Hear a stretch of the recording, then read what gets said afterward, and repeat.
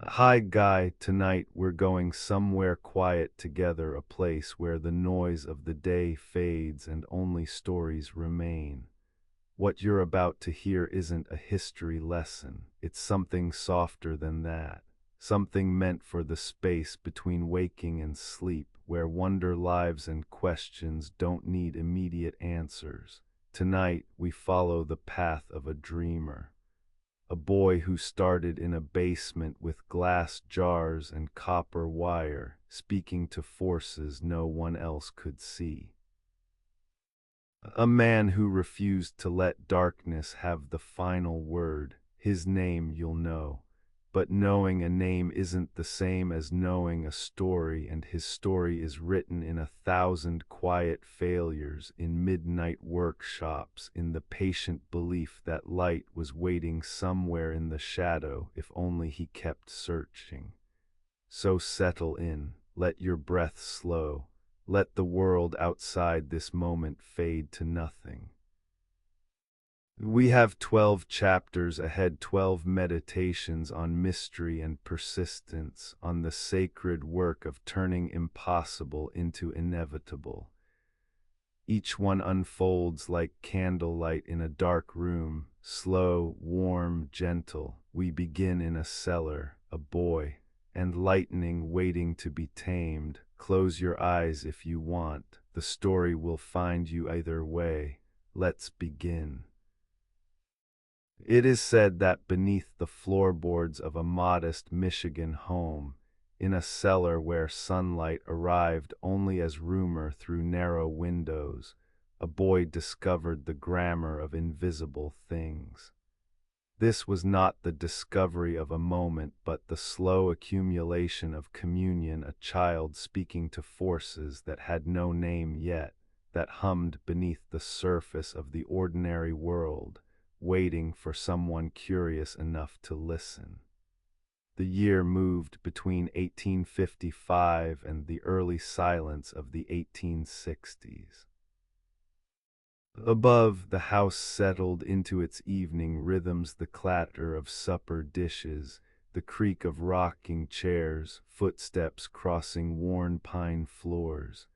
But below, in that earthen-walled chamber, another kind of evening was taking shape. Glass vials lined rough wooden shelves like a congregation of silent witnesses. Each bore a label written in a child's careful hand: poison, danger, do not touch. The words were warnings, yes, but also invitations, markers of thresholds where the known world ended and mystery began. His name was Thomas, though in that cellar he shed the ordinariness of names and became something else: apprentice, questioner, devotee of the unseen. His mother descended the stairs with candles, finding him bent over copper wire and zinc plates, his fingers stained with chemicals whose names he had learned from books borrowed and hoarded. The candlelight caught in the glass vials, transforming the basement into a chapel of amber glow and dark corners, a place where transformation felt not only possible but inevitable. Whispers tell us that his neighbors spoke of explosions, sudden cracks that rattled windows, smoke rising from cellar grates like incense from subterranean altars. Stains appeared on the stone foundation walls, marks that would not wash away, testament to reactions gone wild, to energies released from their careful containment. But these failures were not endings, they were conversations. Each scorched table, each shattered beaker taught him something about resistance and flow, about the delicate balance required to coax power from dormant substances.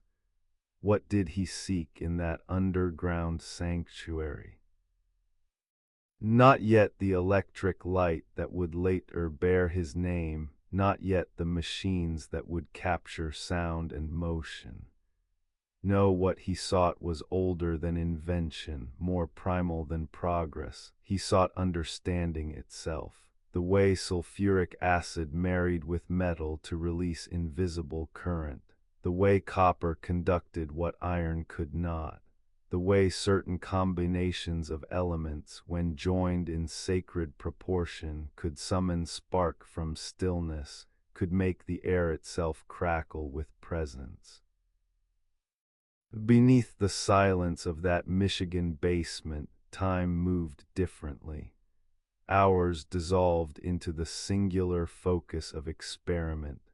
Day and night became irrelevant categories. What mattered was only the next test, the next careful measurement, the next hypothesis offered to the patient judgment of natural law.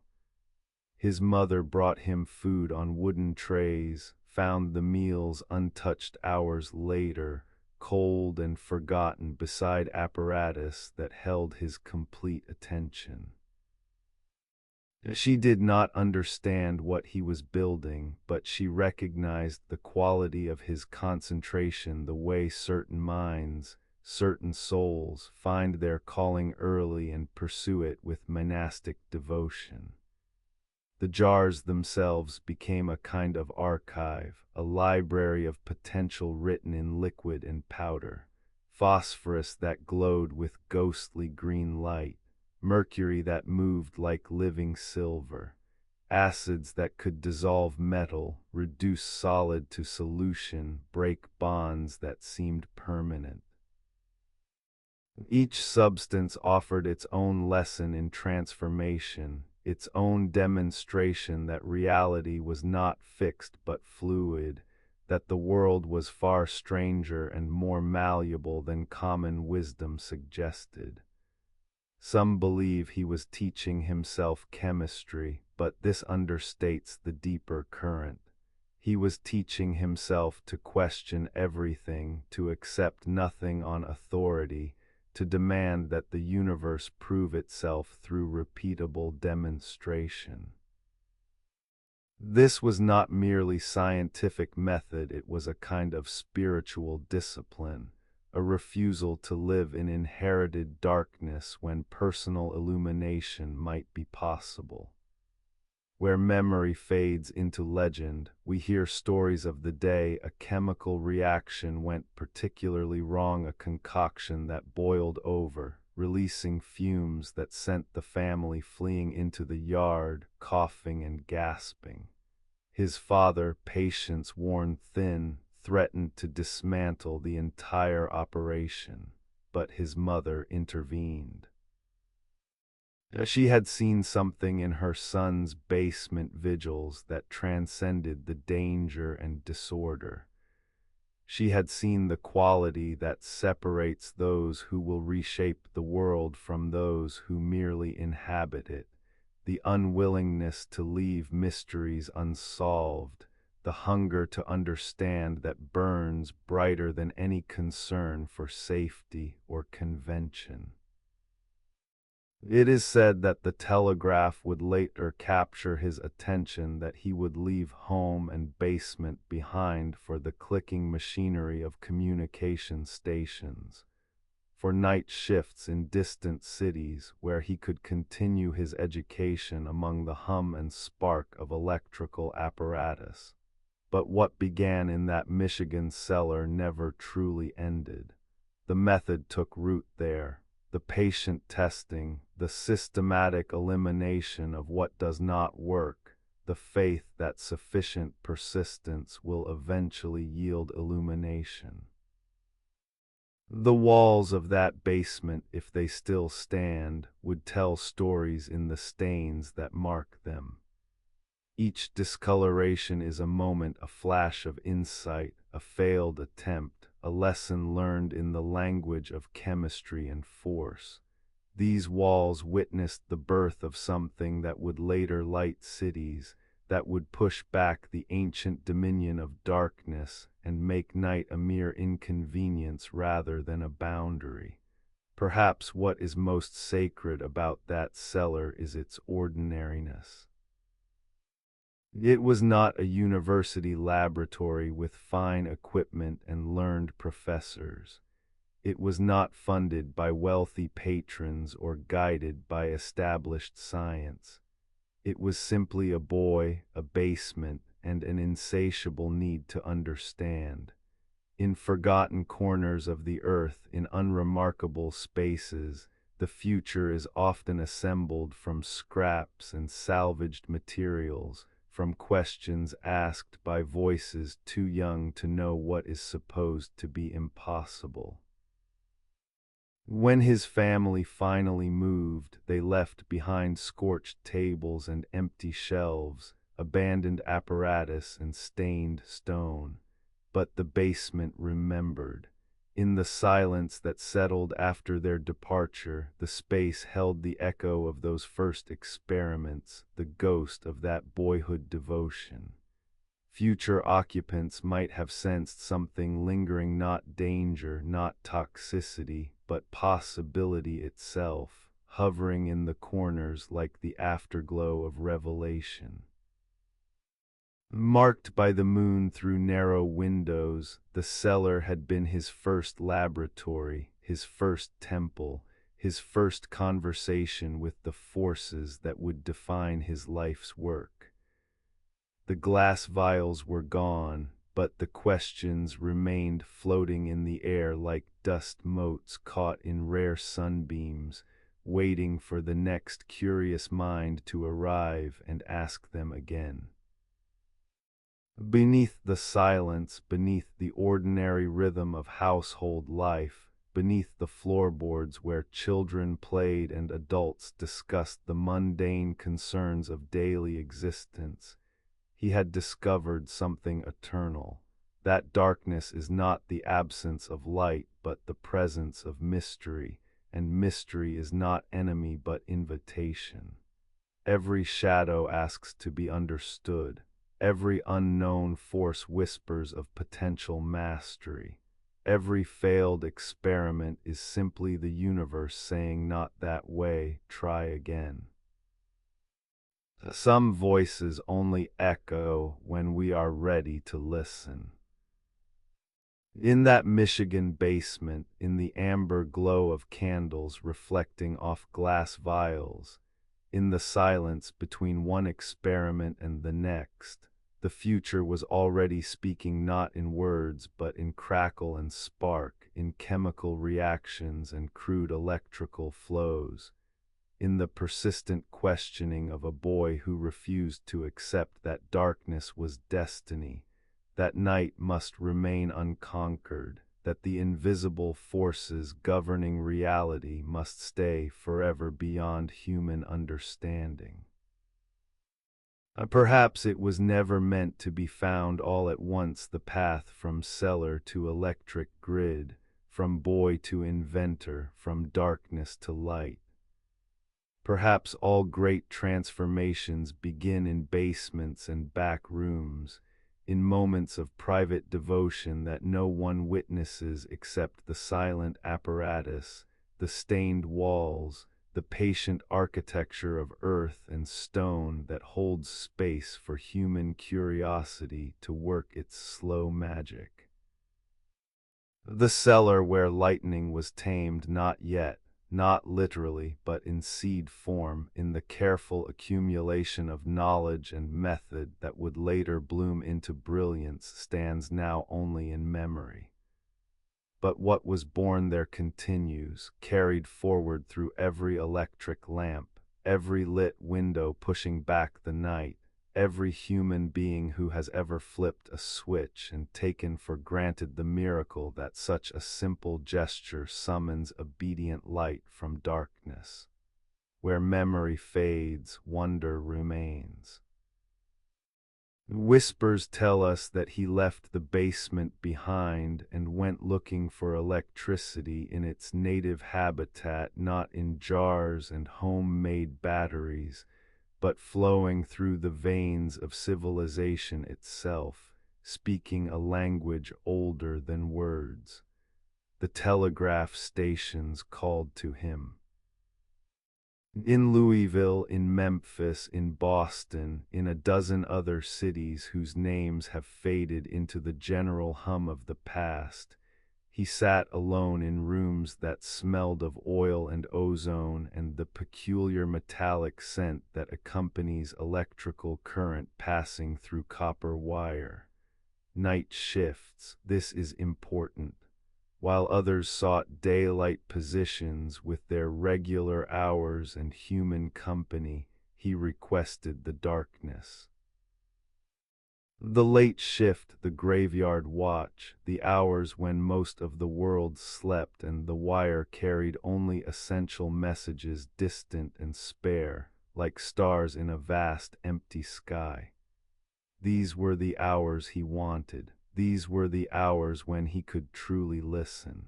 It is said that the telegraph key speaks in the language of presence and absence, of connection and void. A dot is a brief closure of the circuit, a dash is a longer communion, and the silence between them is where meaning lives. He learned to read this language not with his eyes but with his entire body, his hand resting on the receiver, feeling the rhythmic pulse, the pattern of electric breath traveling hundreds of miles through wire stretched across wilderness and farmland, over rivers and through mountain passes, carrying human urgency compressed into pure signal. Dot dash dot, dot dot dot, dash dash dash. The messages themselves were ordinary reports of grain prices, notices of arrival and departure, news of births and deaths in distant towns, orders for merchandise, declarations of love, announcements of war. All of human experience reduced to its electrical essence, transformed into rhythmic interruptions of current that his trained fingers could decode without conscious thought. But what fascinated him was never the content. It was the medium itself, the fact that thought could travel without body.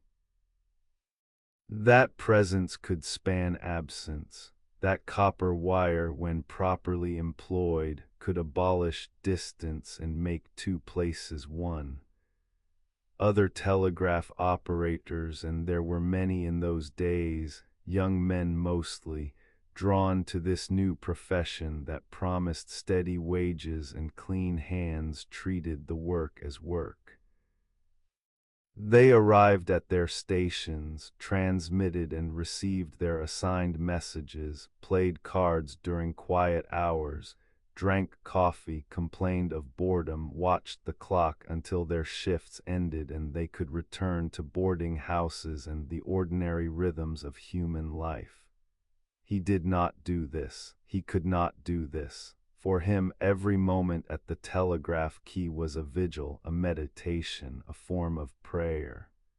The clicking machinery was not merely functional, it was oracle and teacher, riddle and answer both. In the silence between messages, when the wire hummed with potential but carried no actual signal, he heard whispers.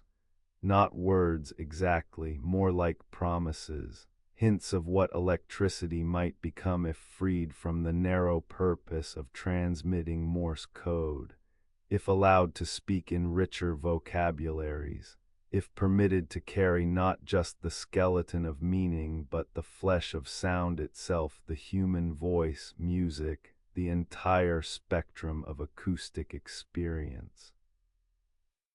Beneath the silence of those night watches, he began to see the telegraph not as endpoint but as beginning. The wire could carry dots and dashes, why not continuous tones? The circuit could be closed or open, why not modulated, varied, made to dance with complexity rather than merely alternating between two states? The questions accumulated like pressure behind a dam. He could feel them building, demanding release, insisting on exploration. So he experimented. This was perhaps inevitable. A mind like his cannot merely operate machinery, it must understand it, improve it, question it, push it past its designated boundaries. He modified his equipment, adjusted resistances, added unauthorized components, tested variations in current and timing. The other operators noticed, of course. Some were amused.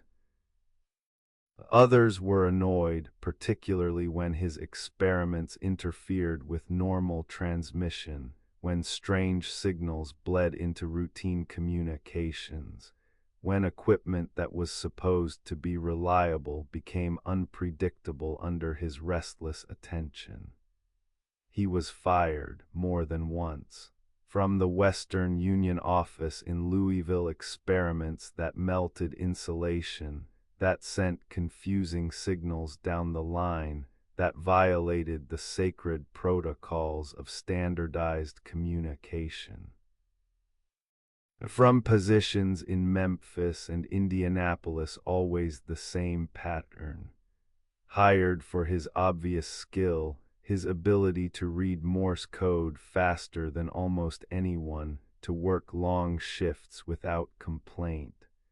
Then dismissed for his inability to leave well enough alone, for his compulsion to tinker and modify, to ask questions the machinery was not designed to answer. But each dismissal was also liberation. Freed from one station, he would drift to another city, another night shift, another opportunity to continue his real work, which was not the transmission of other people's messages, but the interrogation of electricity itself, the patient questioning of current and wire and the mysterious principles that governed their interaction. Where memory fades into the texture of those years, we can imagine him in a dozen different telegraph offices, all essentially the same room, the same wooden desk, the same apparatus clicking and humming through the darkness. Outside, cities slept, or didn't, he barely noticed. Inside, in the circle of lamplight that held his station, he existed in conversation with something vast and impersonal, something that flowed through the wire from generators he would never see, connecting him to operators he would never meet, carrying messages between strangers in a web of copper and glass insulators that was slowly rewiring human civilization. The telegraph key became his rosary, each click a meditation on distance and connection. Each message received was proof that space could be conquered, that here and there could be made to touch through the medium of electrical pulse. Each silence between messages was an opportunity to wonder what other miracles might be hiding in that humming wire, what other boundaries might dissolve before sufficient ingenuity and persistence.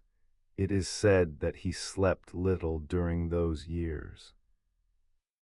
In shabby boarding houses, in rented rooms that held only a narrow bed and a trunk of belongings, he would lie awake replaying the day's observations.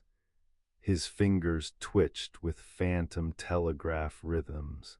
His mind translated thought into imaginary Morse code. Even his dreams were electrical landscapes of wire and current, visions of messages traveling through darkness, of machines that could do more than click out dots and dashes, that could perhaps carry the full richness of human expression across any distance. Some believe he was lonely during those wandering years.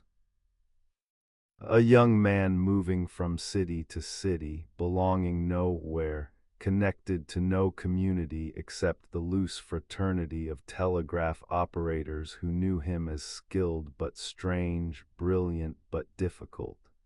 but if he was lonely, he never said so. Perhaps the wire was companion enough.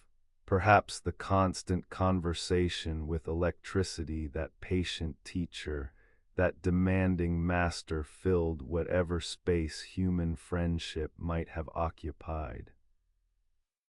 Beneath the silence of 1,000 night shifts, beneath the accumulated hours of solitary vigil, something was being forged. Not yet an invention, not yet the phonograph or the light bulb or any of the devices that would later carry his name. What was being forged was method itself, the habit of patient observation, the willingness to fail and fail again without losing faith, the conviction that every system, no matter how established, could be questioned and improved.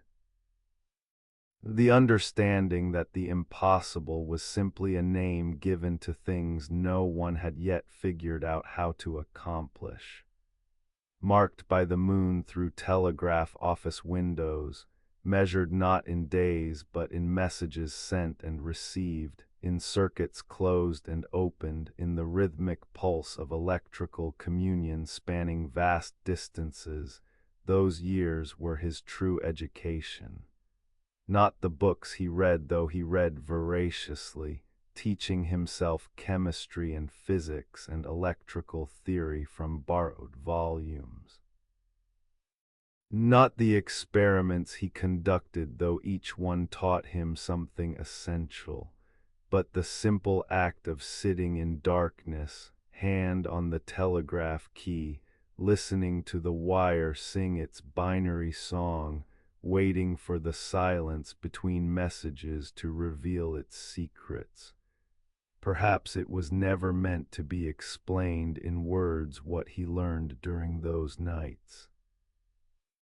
Perhaps some education happens below language, in the realm of pure pattern and intuition, where the hand knows before the mind can articulate, where understanding arrives not as conclusion but as recognition, as the sudden certainty that what seemed impossible is actually inevitable if only one approaches it correctly. The wire sang with distant voices, and he listened. Not just to the messages being transmitted, but to the deeper song beneath them, the hum of potential, the whisper of what electricity might become when properly questioned, the promise that darkness and distance were not permanent conditions, but merely challenges waiting for someone patient enough, curious enough, devoted enough to solve them. Some voices only echo when we are ready to listen. In those telegraph stations, in the oil lamp glow and electrical hum of night shifts spanning years, he became ready. The wire was teaching him its language. The silence was preparing him for what would come next.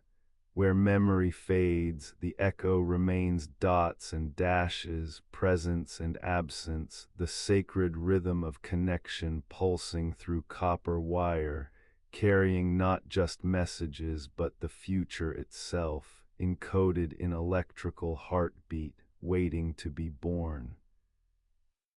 It is said that on a November afternoon in 1877, in a workshop that smelled of machine oil and wood shavings, the impossible happened so quietly that those present almost missed it. Almost, but not quite. Because when the machine spoke, when it returned to the room, a voice that had just moments before existed only as living breath, everyone fell silent.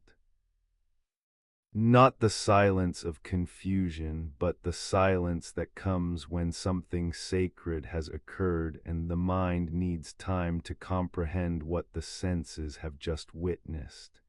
He had wrapped tin foil around a brass cylinder. Crude work, really. The kind of assembly that looks like it might fall apart if handled roughly. A needle attached to a diaphragm, positioned to touch the foil as the cylinder turned. The theory was simple enough: sound waves would vibrate the diaphragm, the needle would indent the soft metal, creating a physical record of acoustic pressure, a map of air's movement drawn in microscopic valleys and peaks. But theory and reality are different countries, and the border between them is where most dreams die. He leaned close to the apparatus. His assistants gathered around, skeptical but curious. They had seen him fail at 1,000 things. They had learned to maintain appropriate doubt while remaining open to surprise. He turned the crank, setting the cylinder rotating, and shouted into the cone. Mary had a little lamb, its fleece was white as snow. A nursery rhyme. The first words humanity would successfully trap and preserve. Not a profound statement or poetic verse. Not a declaration of love or a prayer or anything particularly meaningful. Just a children's song, simple and familiar, chosen perhaps because its simplicity would make success or failure immediately obvious.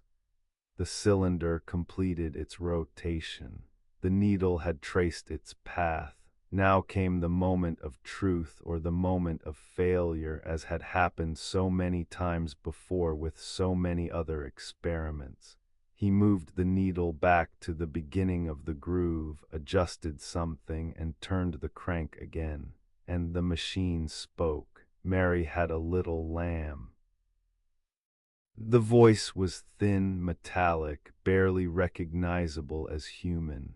It sounded like it was coming from very far away, or from underwater, or from some other realm where sound behaves differently than it does in our ordinary world. But it was unmistakably his voice, his words, his breath captured and returned. Whispers tell us that one of the assistants backed away from the table.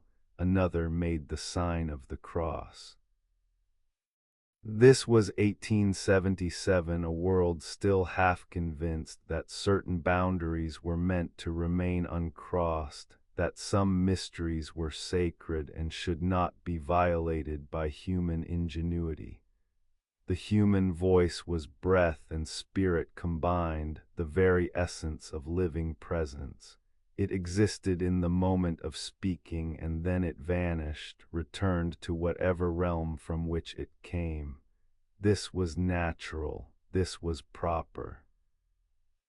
This was how things had always been since the first human had ever uttered the first word. Until now.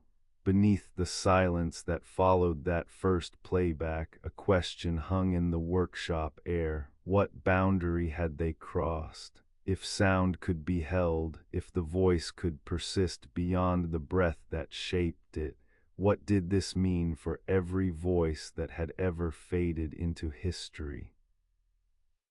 What did it mean for the nature of time itself, for memory, for the fundamental assumption that the past was past and could never return? It is said that he played the recording again and again, obsessed with this new miracle, this mechanical memory that could outlast human forgetting.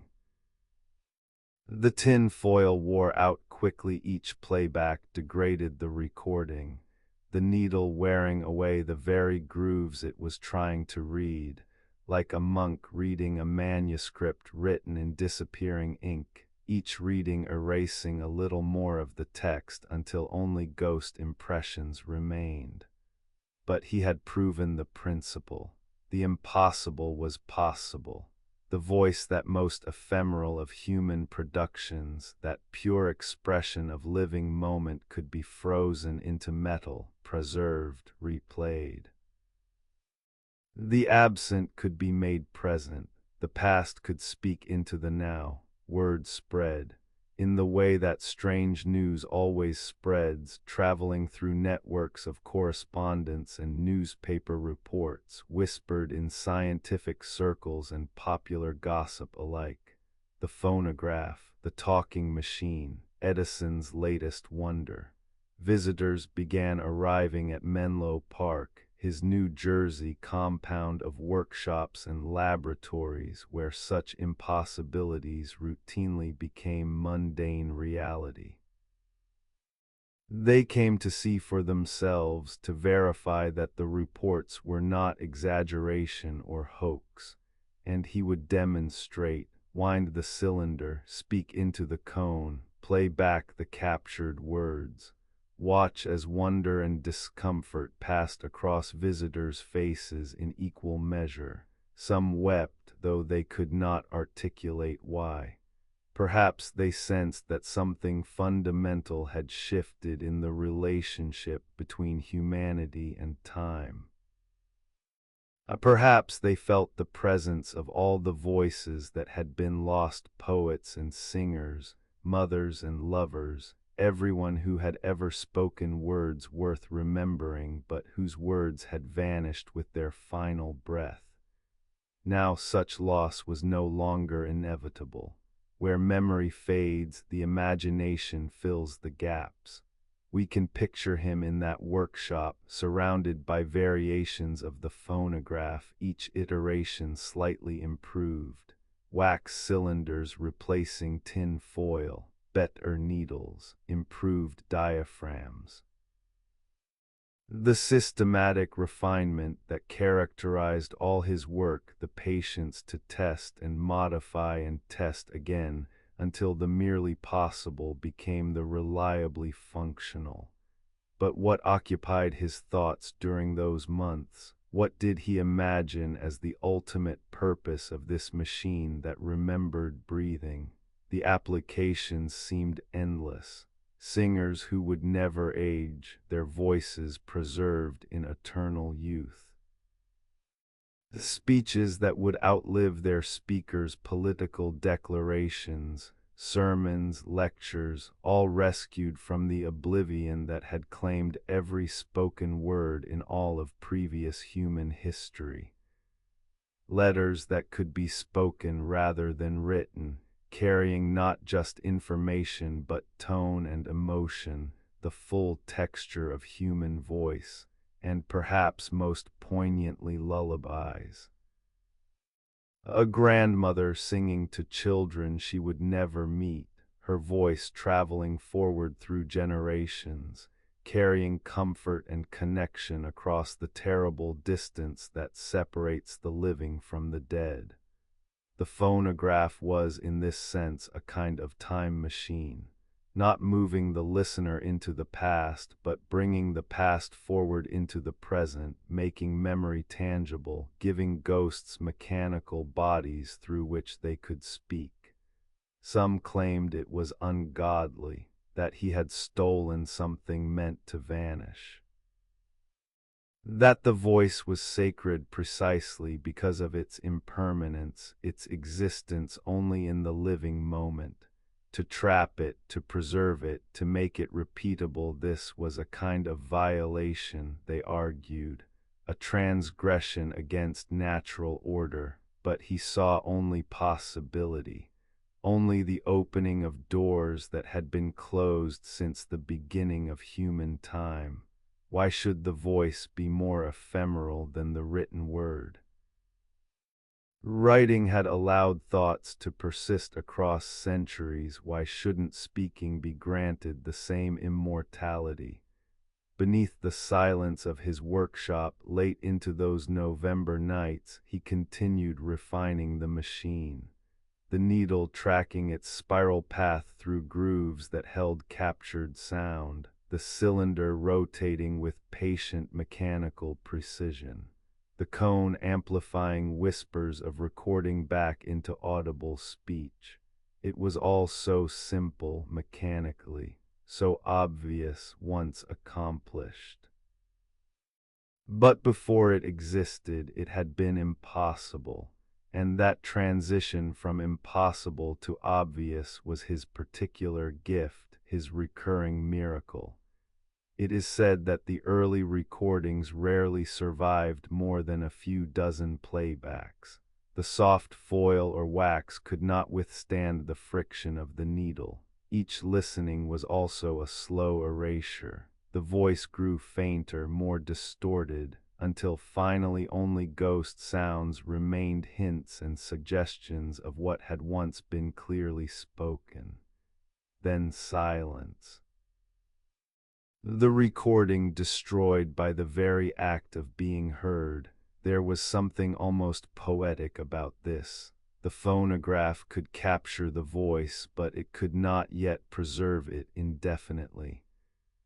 The past could be brought forward, but only temporarily, only a few times before it faded again into the same oblivion from which it had briefly emerged.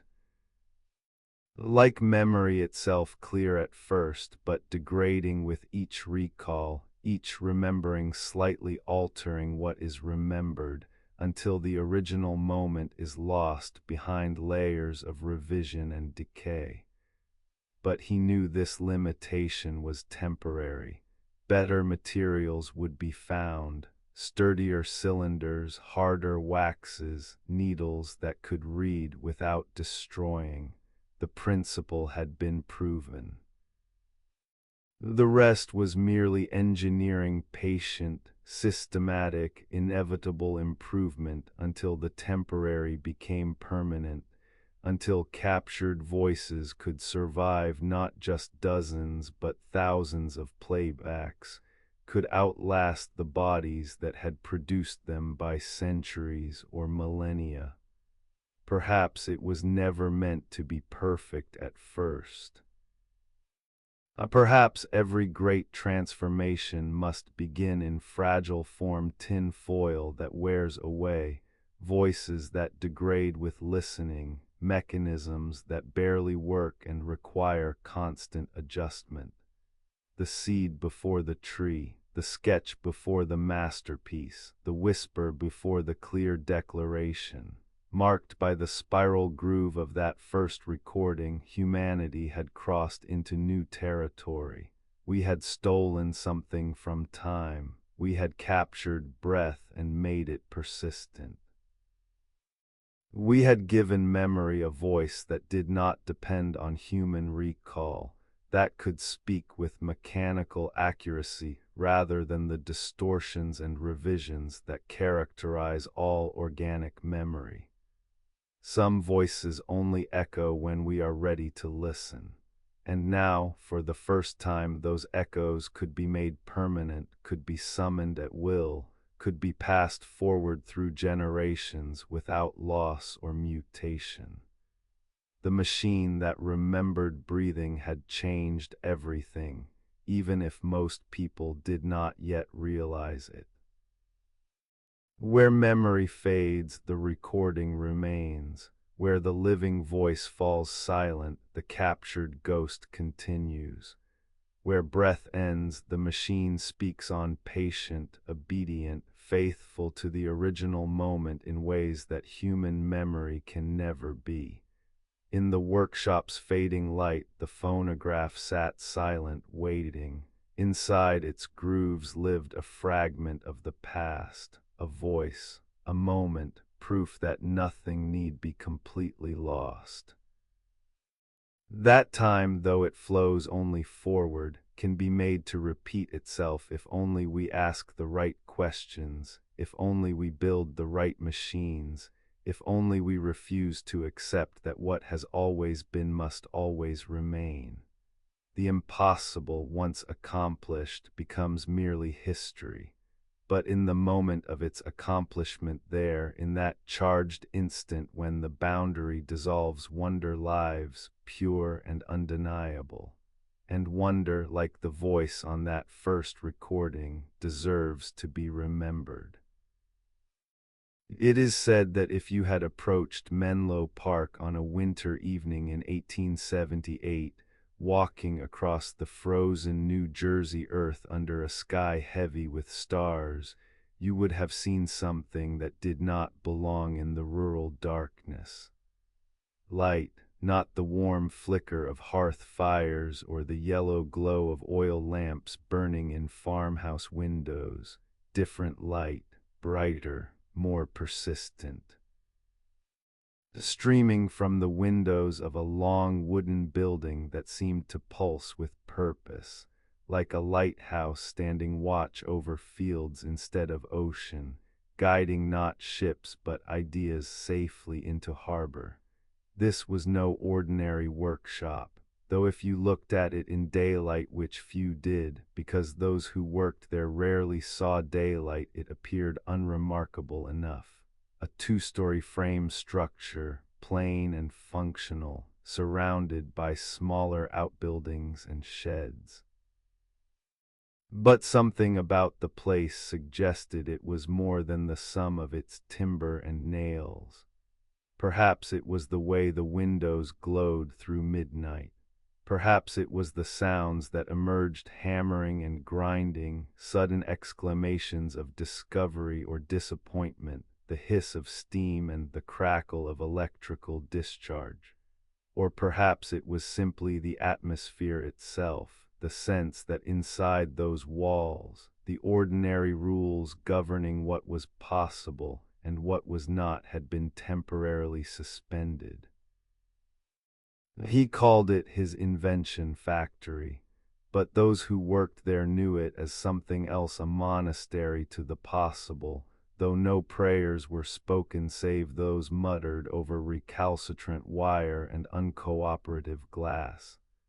A place where failure was not shame but information, where the word impossible meant only not yet accomplished, where the future was being assembled piece by piece, experiment by experiment, through the patient, systematic questioning of everything nature had previously kept secret. Whispers tell us that he gathered around him a particular kind of person. Not the most credentialed universities and their certificates mattered little here, but the devout. Those who understood that real understanding comes not from books alone but from the marriage of theory and practice, from the willingness to get hands dirty, to work through the night, to fail spectacularly, and then begin again with lessons learned and hypotheses refined. They called themselves muckers. The word suggested toil and dirt, the unglamorous reality of invention's physical demands. Machinists and chemists, glassblowers and mathematicians, men whose skills were diverse but whose faith was singular, the conviction that sufficient persistence would eventually yield understanding, that nature could be made to reveal her principles if questioned with appropriate rigor and respect. Beneath the silence of those late-night work sessions, a culture developed. Not the hierarchical structure of traditional workshops where masters commanded and apprentices obeyed.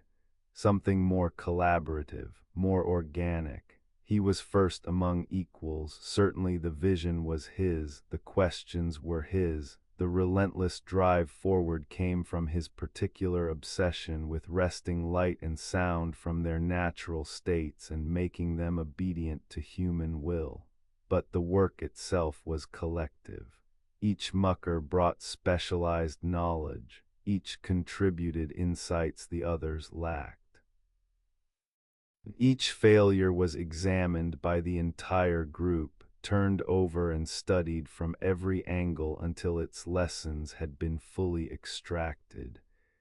The phonograph had emerged from these rooms, the improved telephone, the carbon microphone that made long-distance voice transmission practical, the taximeter that could measure minute temperature variations, refinements to the telegraph. Experiments with electric lighting that had not yet yielded the incandescent bulb, but were moving systematically toward that goal through the patient elimination of what did not work. Some called it a factory, but this misunderstood the essential nature of what occurred there. Factories produce known objects through established processes. What happened at Menlo Park was different: the systematic creation of the unprecedented, the transformation of question marks into functional devices, the translation of physical principles into practical applications. It is said that time moved differently within those walls. Day and night became irrelevant categories. The muckers slept when exhaustion demanded it, in corners, on benches, wherever they happened to be when consciousness could no longer be sustained. They ate at irregular hours, meals brought in or forgotten entirely in the intensity of focus that comes when a breakthrough seems imminent.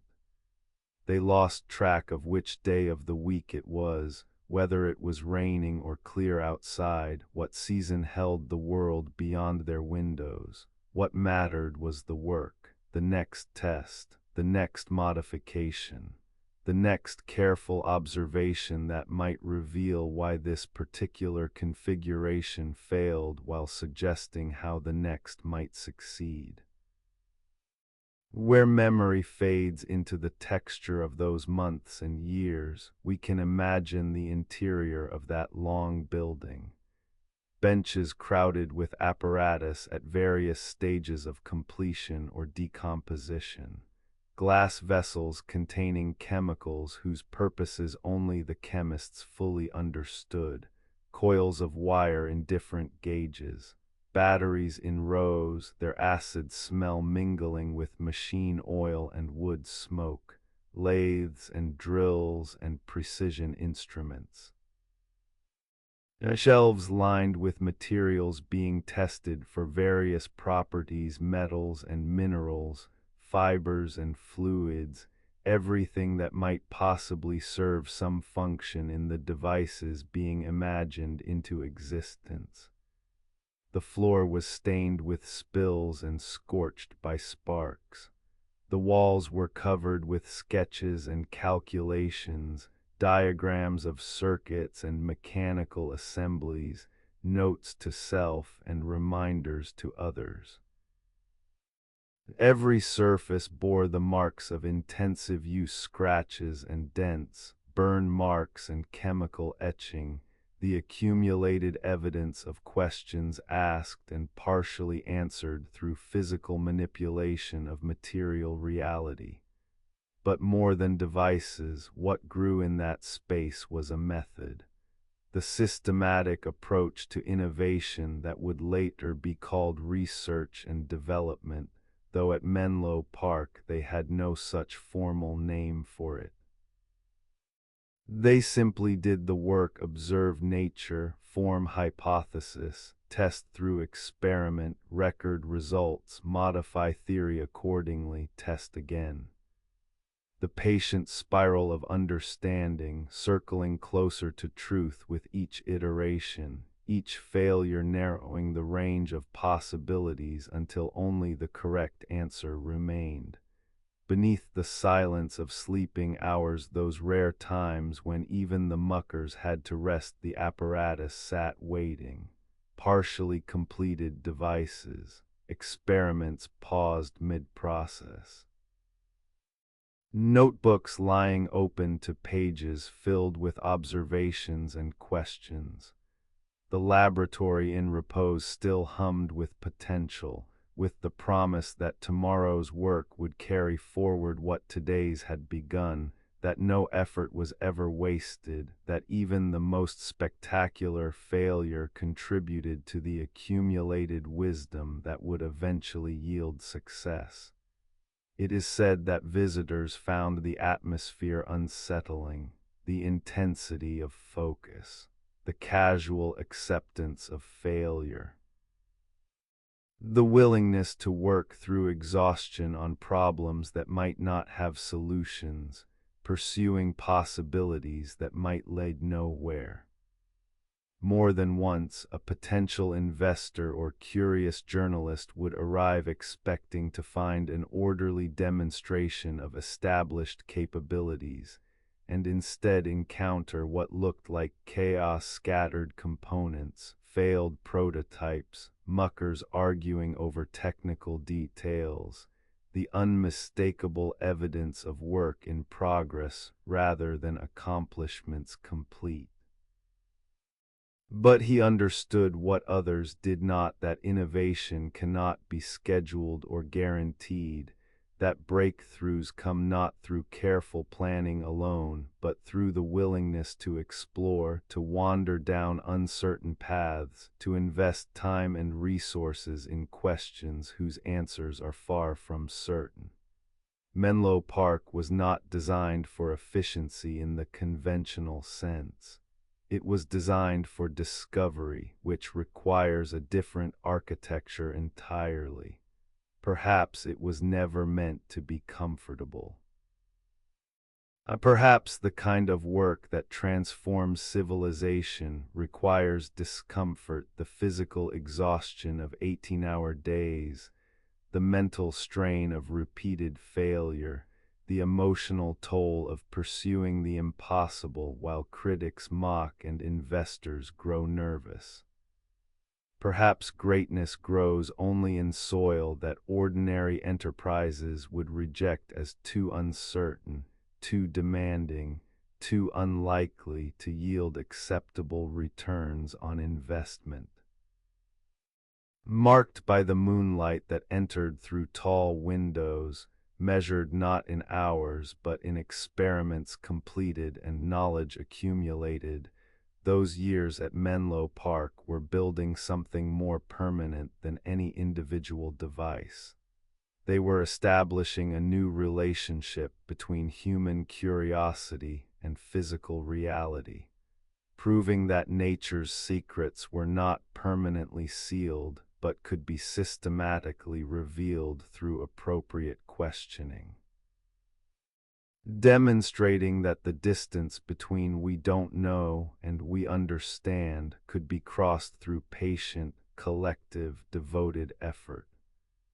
Some believe the greatest invention to emerge from Menlo Park was not the phonograph or the light bulb or any specific device, but the laboratory itself, the proof that innovation could be industrialized, that the creation of new knowledge could be made systematic rather than left to the random inspiration of isolated genius. Before Menlo Park, inventors worked alone in private workshops, pursuing personal obsessions with limited resources. After Menlo Park, the Industrial Research Laboratory would become standard teams of specialists working together on defined problems, funded by corporations or governments, producing innovation as deliberately as factories produced physical goods. But this transformation, like all transformations he initiated, began in a simple wooden building on New Jersey farmland, with a small group of devoted muckers willing to work through the night, willing to fail and fail again, willing to trust that their leader's vision would eventually guide them to something worth discovering. Where memory fades, the legacy remains. The building itself is gone now, or perhaps preserved somewhere as monument. But what was born there continues in every research laboratory, every systematic approach to innovation, every team of specialists gathered around a common purpose, every acceptance of failure as teacher rather than defeat.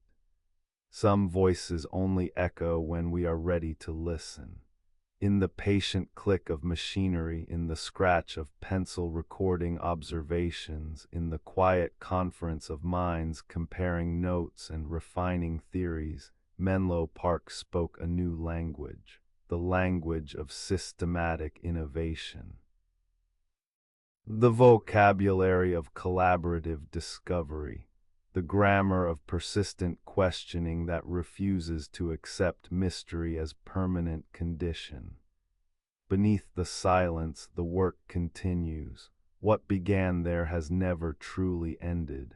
The village of sacred failures became the template for how humanity would approach the unknown, not with fear or superstition, but with systematic curiosity, collective effort, and the faith that sufficient persistence will eventually translate darkness into comprehension.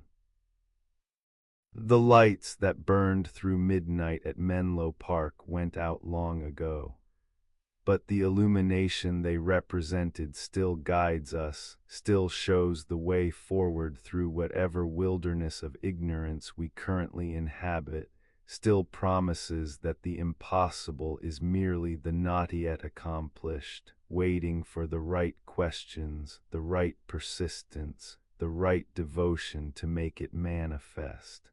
And in that promise, wonder lives eternal. It is said that the story of light is written in ash, in the residue of 1,000 materials that blazed briefly and died, in the accumulated dust of experiments that almost worked, that showed promise for minutes or hours before surrendering to the fundamental laws that govern heat and oxygen and the inevitable consumption of all things that burn. The quest began with a simple question: how do you capture the sun?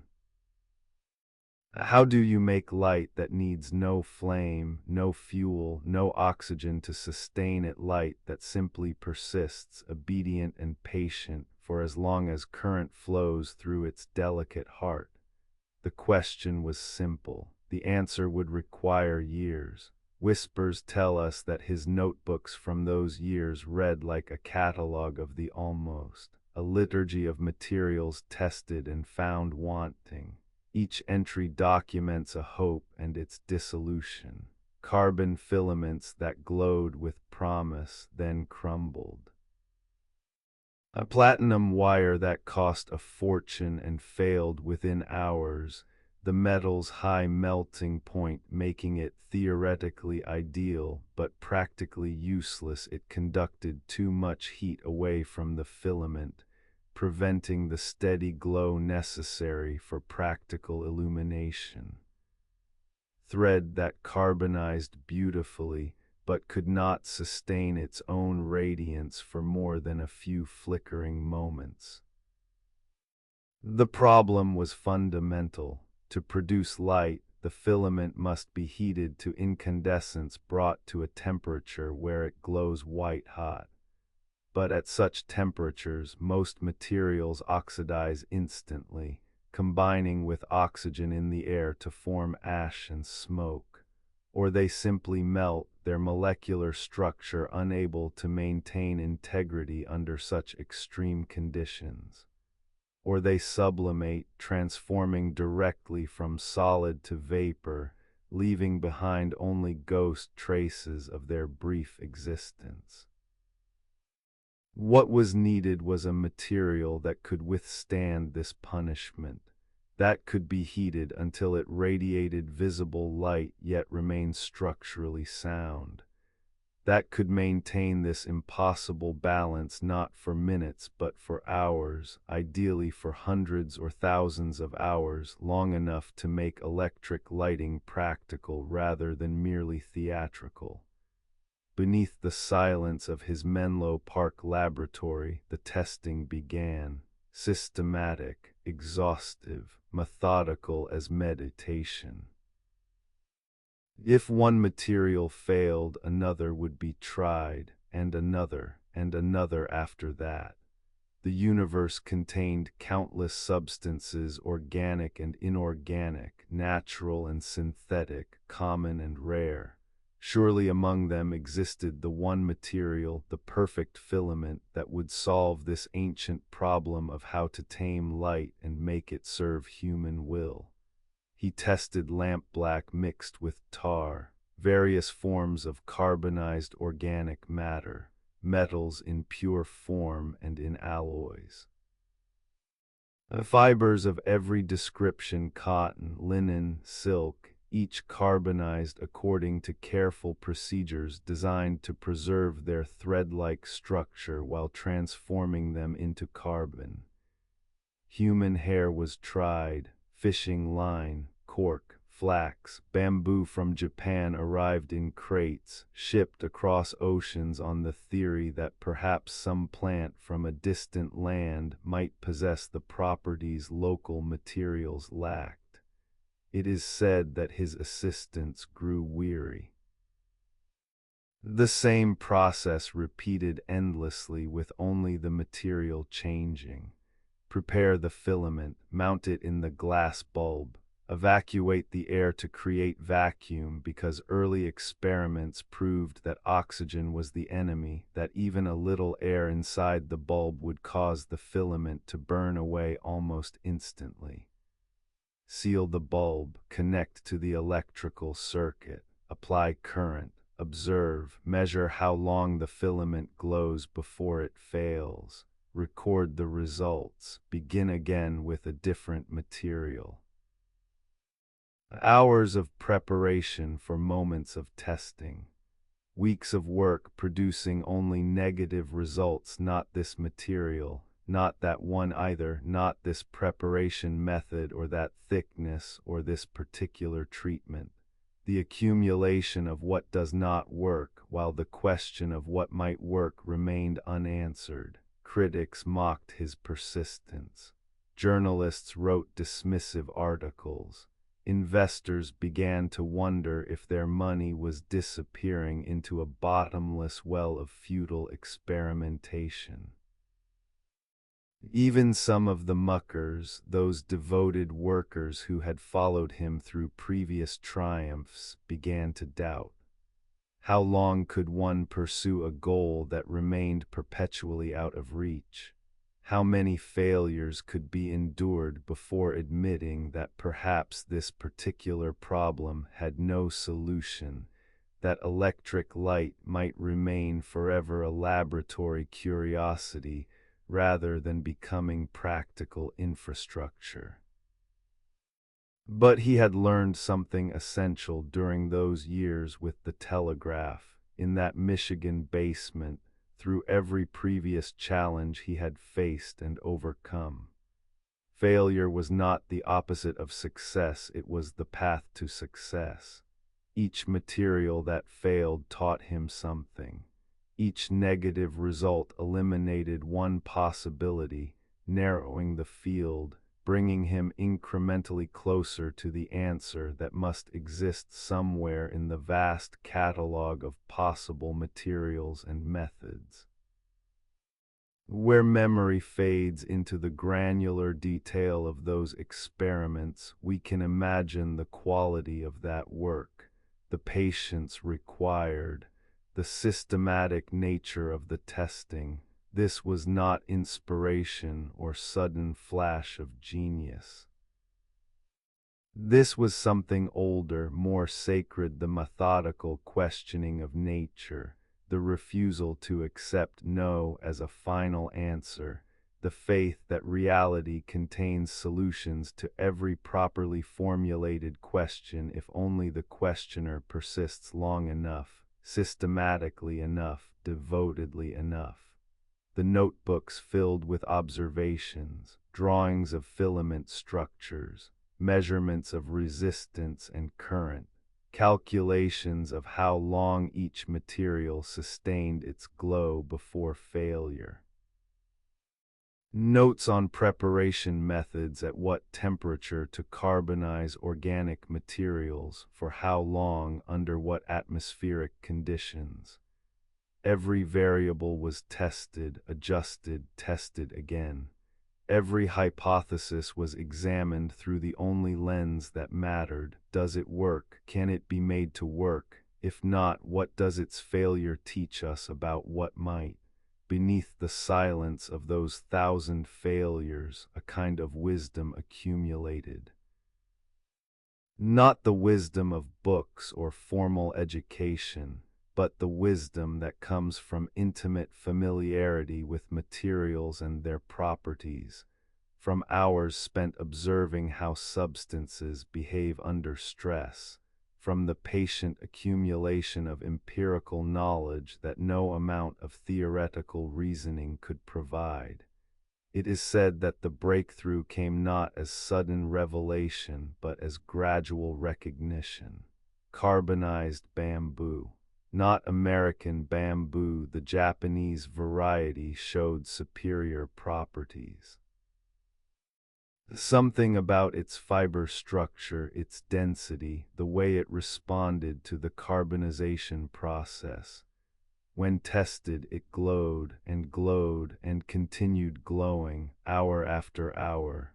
The yellow warm light steady and patient, fed by the invisible current flowing through copper wire from generators humming in adjacent buildings. The first successful test lasted 1,400 hours, 58 days of continuous operation. The filament finally failed not because the material was inadequate, but because even perfection has limits, because all things eventually surrender to entropy and time. But 1,400 hours was enough, more than enough. It proved that practical electric lighting was possible, that the dream of illuminating homes and streets and cities with clean, safe, flameless light could be realized. Perhaps it was never meant to be easy. Perhaps the 1,000 failures were necessary not just to eliminate incorrect answers, but to teach the deeper lesson about persistence itself, about the faith required to continue when success seems impossibly distant, about the kind of devotion that treats each setback not as defeat but as information, as one more step on the path toward inevitable triumph. Marked by the glow of that first successful bulb, burning hour after hour in the Menlo Park laboratory, a new era began. Not immediately, there were still countless problems to solve before electric lighting could become infrastructure. Generators had to be designed, distribution systems planned, economic models developed. The single successful bulb had to be multiplied into millions. The laboratory success had to be scaled into industrial production. But the essential question had been answered. Light could be tamed. Darkness was not destiny.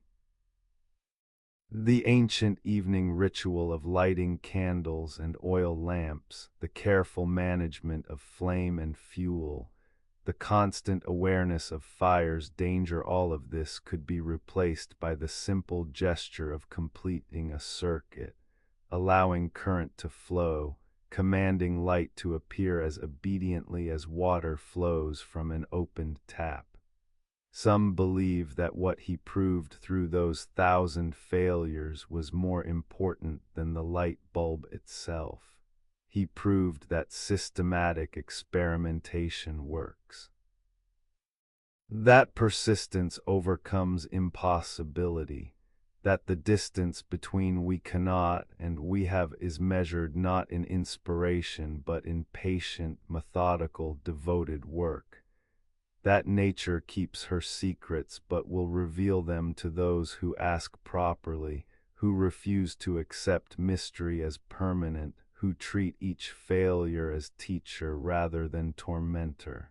Where memory fades, the light remains.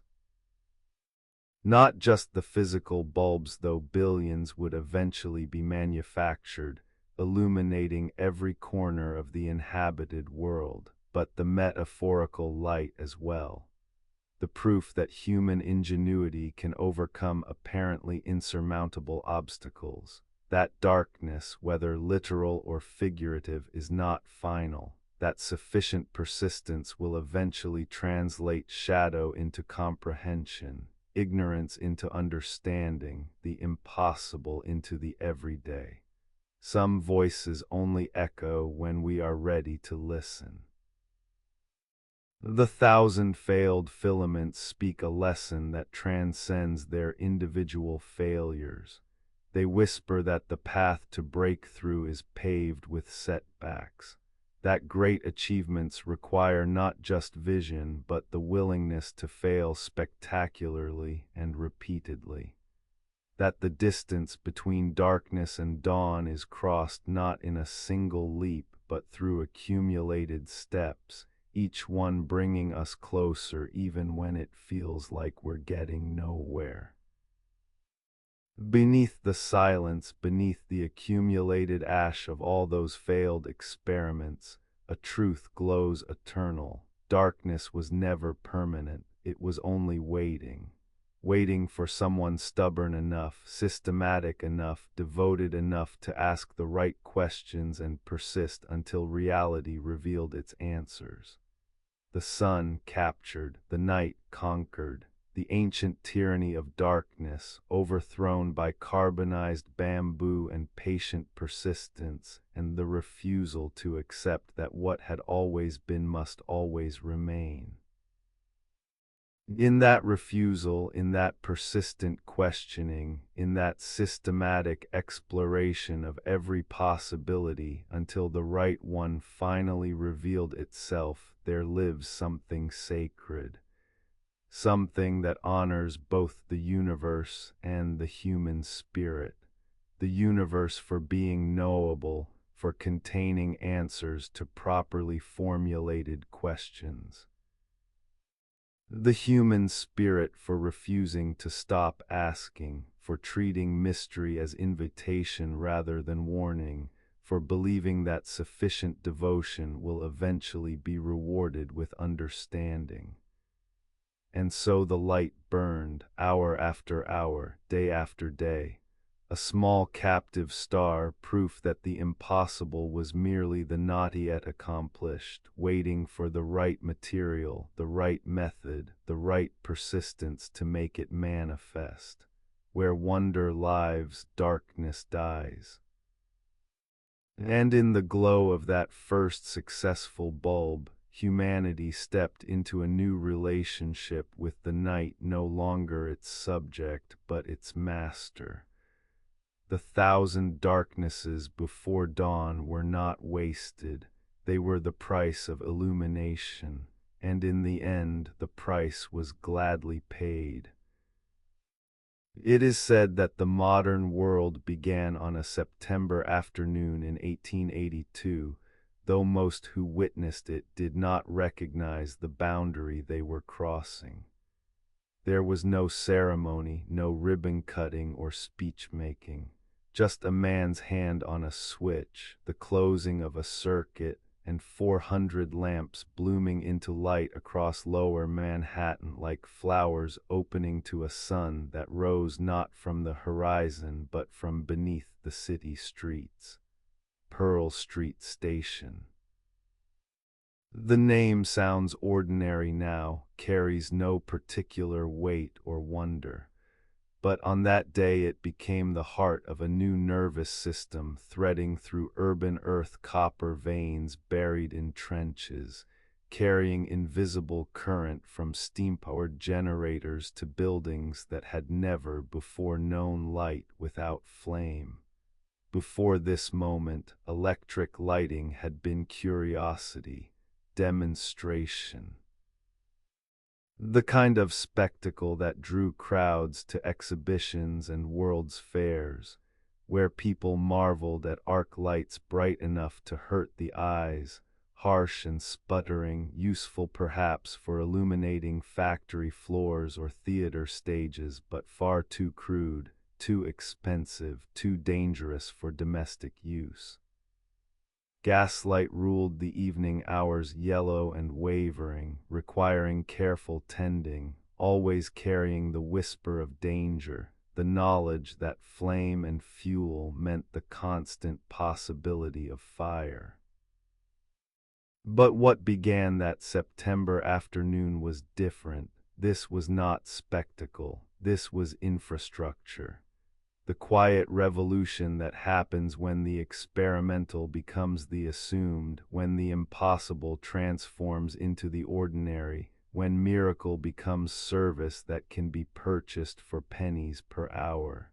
Whispers tell us that at 3 o'clock, somewhere in the basement machinery of Pearl Street Station, the switch closed. In that instant, current began flowing through underground cables that snaked beneath cobblestone streets, branching and dividing, following paths carefully planned to bring power to specific addresses, specific buildings, specific rooms where incandescent bulbs waited in their sockets like seeds waiting for the signal to bloom. In the offices of the New York Times, editors and typesetters glanced up as the bulbs flickered to life. Steady light, white and clean and constant, no smell of gas. No heat from open flame, no need to adjust wicks or replace fuel. Just light, summoned by the simple existence of current, obedient as water flowing downhill, asking nothing except that the circuit remain complete. In J.P. Morgan's mansion, that temple to wealth and power where decisions affecting entire industries were made over cigars and brandy, the electric lights glowed in their crystal fixtures.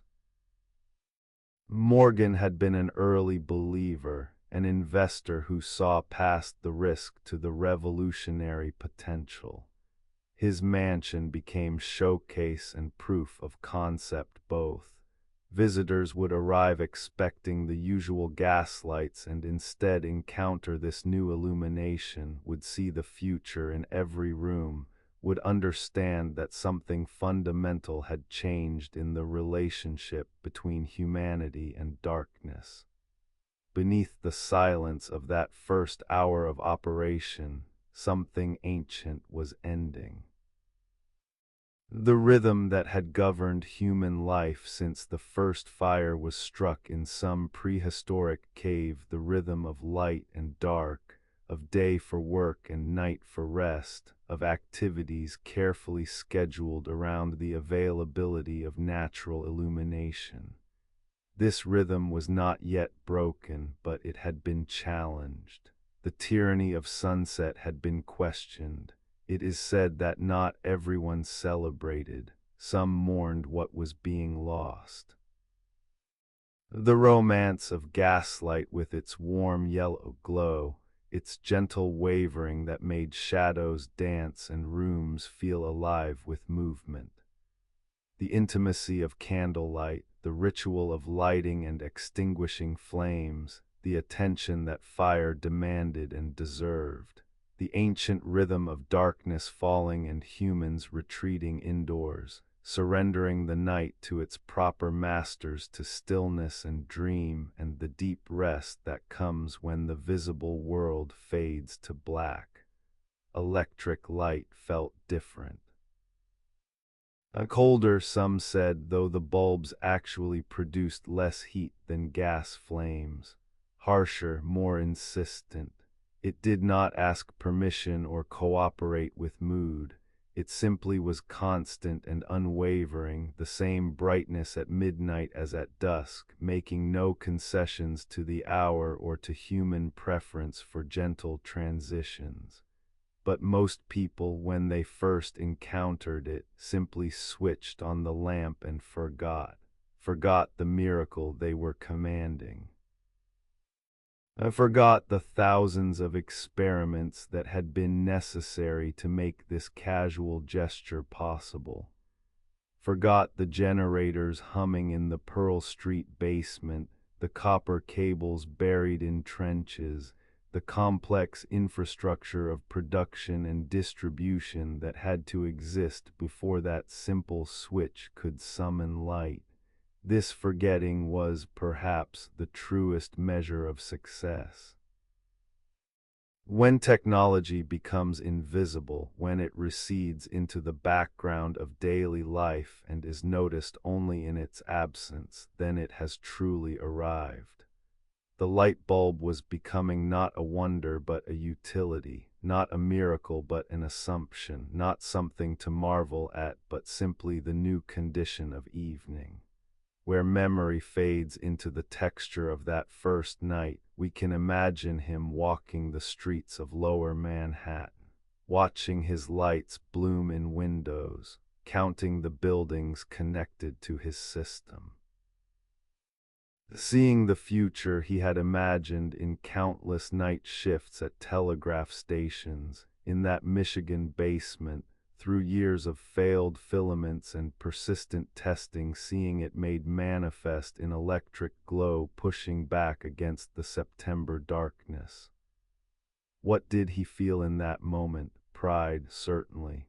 The satisfaction of vision realized, of impossible made actual, but perhaps also a touch of melancholy, because every ending contains loss, even when the ending is also a beginning. The world he had known, the world of gaslight and candle flame, of darkness as fundamental condition rather than technical problem, that world was fading. The new world he had helped create would be brighter, safer, more convenient, but also more restless, more resistant to the natural rhythms that had once governed human existence. Beneath the silence of his evening walk, the city was changing. Not all at once. Pearl Street Station served only a small district, only 400 lamps in a city of millions. But the change had begun. Other stations would be built, more cables laid. The grid would spread block by block, neighborhood by neighborhood, until eventually darkness became optional rather than inevitable, until night lost its power to dictate human activity, until the question was not, can we have light, but simply, do we want it? It is said that the infrastructure mattered more than the bulb itself. Any competent glassblower could make a light bulb once the principle was understood. But the system that delivered power to that bulb, the generators, the cables, the switches and meters, and all the invisible machinery that made electricity a service rather than a laboratory phenomenon, this required different genius entirely. Not the flash of invention, but the patience of engineering. Not the breakthrough, but the systematic building of infrastructure. Pearl Street Station represented this different kind of achievement. It proved that electric power could be generated reliably, transmitted safely, distributed efficiently, and sold profitably.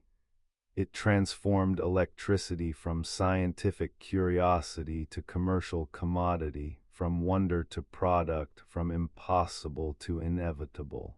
Perhaps it was never meant to be romantic. Infrastructure rarely is.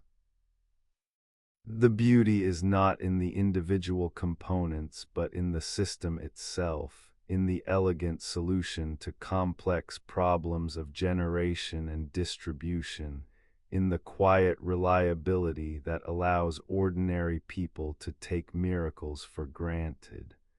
Marked by the glow of those first 400 lamps, humanity stepped across a threshold. We had claimed the night, not completely, not yet, but enough to prove it could be done. Enough to show that darkness was not destiny, but merely the absence of sufficient infrastructure. Enough to demonstrate that the ancient evening ritual could be replaced by something simpler, cleaner, safer. Some voices only echo when we are ready to listen. The hum of those first generators spoke a new language, the language of power on demand, of light as utility, of darkness transformed from inevitability to choice. Those who heard it really heard it, understood what it meant, knew that everything was about to change. Where wonder lives, tradition fades. The gaslighters who tended street lamps each evening, climbing ladders with their long poles to ignite each flame, their profession had become obsolete. though they did not yet know it. The gas companies that had invested fortunes in infrastructure, their dominance had been challenged, though they would fight for decades before surrendering. The architects who designed buildings around the assumption of gaslight and candles, they would need to reimagine their craft for a world where light could come from anywhere, controlled by switches on walls rather than matches in hands.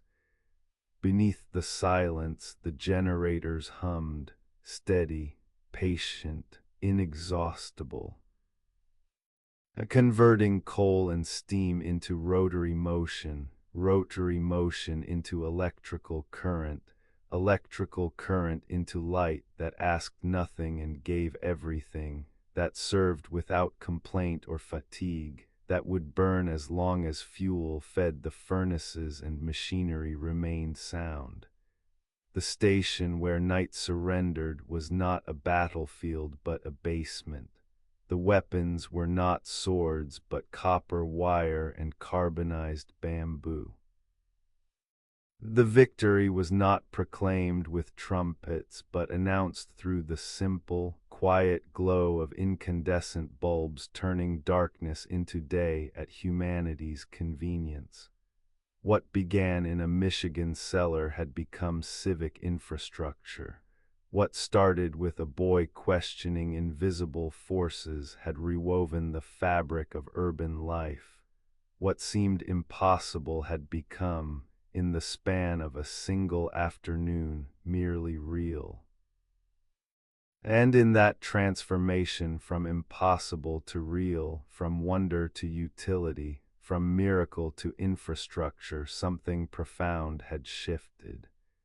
Humanity had taken another step toward mastery of the physical world.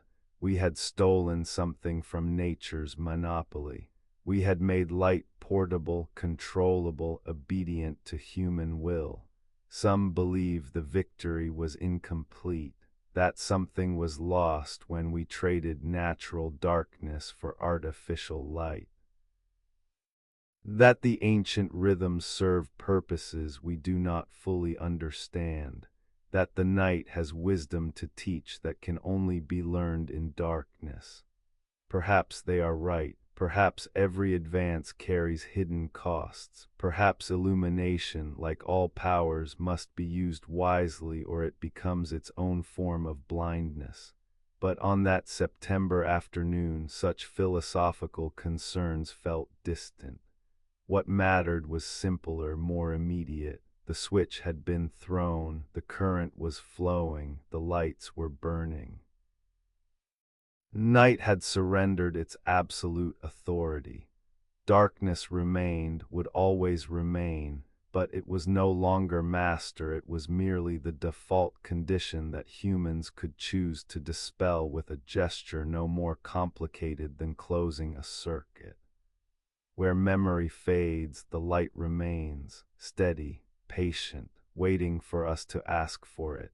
And when we do, when we reach for the switch without thinking, expecting illumination as our right rather than our privilege, we are living in the world that September afternoon created. The world where night knows it has been defeated, where darkness understands it serves now at our pleasure, where the ancient tyranny of sunset has been overthrown by generators and copper wire, and the stubborn refusal to accept that what had always been must always remain. In that refusal, in that quiet revolution humming beneath city streets, wonder lives eternal even when we forget to notice it. It is said that every great truth contains within it the seed of conflict, not because truth is divisive by nature, but because the path toward truth can branch in different directions, each route seemingly correct, each vision of the future equally compelling to those who hold it. And when two such paths diverge, When two prophets stand at the crossroads, each pointing a different way forward, what follows is not mere disagreement, but something deeper, a contest not just of technologies, but of philosophies, of worldviews, of fundamental assumptions about how power should flow through civilization. Between Edison and Tesla, between the steady pulse of direct current and the oscillating dance of alternating current, lay more than technical dispute. Here were two visions of electricity's future, two maps for how invisible force should be harnessed, transmitted, and delivered to the lamps and motors and machines that would define the coming century. Two prophets, each convinced of their own path's righteousness, each unable to see wisdom in the other's vision. Whispers tell us that Edison saw electricity as something to be controlled through proximity. His was a world of small generating stations distributed throughout cities, each serving a limited district, each maintaining intimate connection with the homes and businesses it powered. Direct current flowed in one direction only, steady, predictable, safe in its consistency. Like a river moving from high ground to low, it asked only for a clear path and sufficient voltage to overcome resistance. His generators at Pearl Street and stations like it produced this reliable one-way flow, sending it through copper cables to buildings a few blocks distant, rarely more than a mile. There was something philosophically satisfying about this vision. Power generated close to where it was consumed, systems small enough to be understood and managed by local operators. A control maintained through human scale, through infrastructure that could be walked and inspected, through relationships between producer and consumer that remained direct and tangible. But physics imposed limits. Direct current lost itself over distance. The electrical resistance of copper wire, minimal over short runs, became insurmountable across miles. A current bled away as heat, dissipating into the metal itself, until at distances beyond a few thousand feet, so much power was lost in transmission that the system became impractical. To serve a city required dozens or hundreds of small generating stations, each with its own staff and machinery, each serving only its immediate neighborhood. Beneath the silence of his Menlo Park laboratory, Edison worked to perfect this vision. Better generators, more efficient lamps. Improved meters for measuring consumption. The systematic refinement of direct current infrastructure, making it more reliable, more affordable, more practical. He had proven the concept at Pearl Street. Now it was simply a matter of replicating that success, building station after station, wiring city after city, creating a network of local power centers that would together illuminate the nation. Then came the challenge. Not from a rival businessman or competing inventor, but from a different vision entirely. Alternating current, a system where the flow of electricity reversed direction many times per second, oscillating between positive and negative, forward and back, in rhythmic pulse that seemed unnatural, almost violent compared to direct current's steady march. Tesla saw what Edison could not or would not. That alternating current's oscillation was not weakness but strength. That this rhythmic reversal allowed for transformation, for the voltage to be stepped up or down through devices called transformers, making it possible to send power at very high voltages across vast distances with minimal loss, then step it back down to safe levels for consumption. A single generating station could serve an entire region. Niagara Falls could power Buffalo 20 miles distant. Hydroelectric plants in mountains could illuminate valleys hundreds of miles away. It is said that when Edison first encountered this rival system, backed by George Westinghouse and powered by Tesla's brilliant but alien vision, he recognized the threat immediately. Not just to his business interests, though those were considerable, but to his understanding of how electricity should work. Direct current was knowable, masterable. Alternating current felt dangerous, unpredictable, too powerful to be trusted in ordinary hands. So began what history would call the War of Currents, though it was less war than philosophical divide made manifest through commercial competition. Edison, who had spent his life making the impossible practical, now found himself defending the limitations of his own system against a technology that promised to transcend those limitations entirely. Where memory fades into the darker chapters of this contest, we find demonstrations that tarnish Edison's legacy. Public exhibitions where animals were electrocuted with alternating current to demonstrate its dangers, pamphlets warning of deadly voltages, theatrical displays meant to frighten the public away from the competitor's technology, the birth of the electric chair, deliberately designed to use alternating current, associating the rival system with death and punishment. These were not his finest moments. The man who had patiently tested thousands of materials to find the right filament, who had built his success on systematic questioning and empirical testing, now resorted to fear and spectacle to defend a system that physics had already judged inadequate. But perhaps we should not judge too harshly. He was fighting not just for market share, but for a vision he genuinely believed to be safer, more controlled, more appropriate for human use. In his view, alternating currents, high voltages, represented genuine danger. The ability to transmit power across vast distances meant centralization of control, monopolistic power concentrated in fewer hands.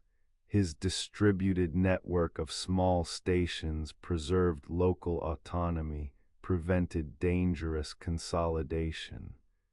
Beneath the silence of that ideological struggle, physics was rendering its verdict. The contest would not be decided by rhetoric or demonstration or public relations, but by reality itself. And reality favored Tesla's vision. Direct current could not efficiently serve cities spreading beyond a few square miles. It could not harness distant waterfalls or deliver power across mountain ranges. It was fundamentally limited by distance in ways that alternating current was not. The decisive proof came at Niagara Falls. That ancient thunder of water falling over stone cliffs, that primal power that had existed since the glacier's retreat carved the landscape into its current form, was harnessed to generate alternating current. Transmitted at high voltage to Buffalo, 20 miles distant, stepped down through transformers to power streetlights and factories and homes. The system worked beautifully. Proved beyond doubt that centralized generation and long-distance transmission were not just possible but superior to the distributed model Edison championed. It is said that he rarely spoke of this defeat in later years, that it shadowed him the knowledge that the infrastructure of the electrical age would bear not his imprint but another's, that the grid spreading across continents would hum with alternating frequencies he had opposed, that his direct current system would become historical curiosity, studied in textbooks but obsolete in practice. Yet both men had been right about something essential. Electricity would indeed transform the world, would light cities and power machinery and fundamentally alter human civilization. They differed only in the technical details of how that transformation would occur, in the shape the electrical network would take as it spread across the landscape. Perhaps it was never meant to be personal. Perhaps the conflict between direct and alternating current was simply physics working itself out through human agency, with Edison and Tesla serving as representatives of competing principles rather than as individuals locked in vendetta. The universe was testing both approaches, using these two brilliant minds to explore different possibilities and reaching its own conclusion about which path forward served the greater purpose. Marked by the oscillating pulse of alternating current 60 cycles per second in most of the world, 50 in some regions, the grid emerged. Not Edison's vision of distributed local stations, but Tesla's dream of power transmitted across distances that would have seemed impossible just decades before. Hydroelectric dams in remote gorges, coal-fired plants positioned near fuel sources rather than population centers, nuclear reactors in isolated facilities, all feeding into a network that spans continents, that synchronizes millions of generators and billions of consuming devices into a single vast organism pulsing with electromagnetic life. Some voices only echo when we are ready to listen.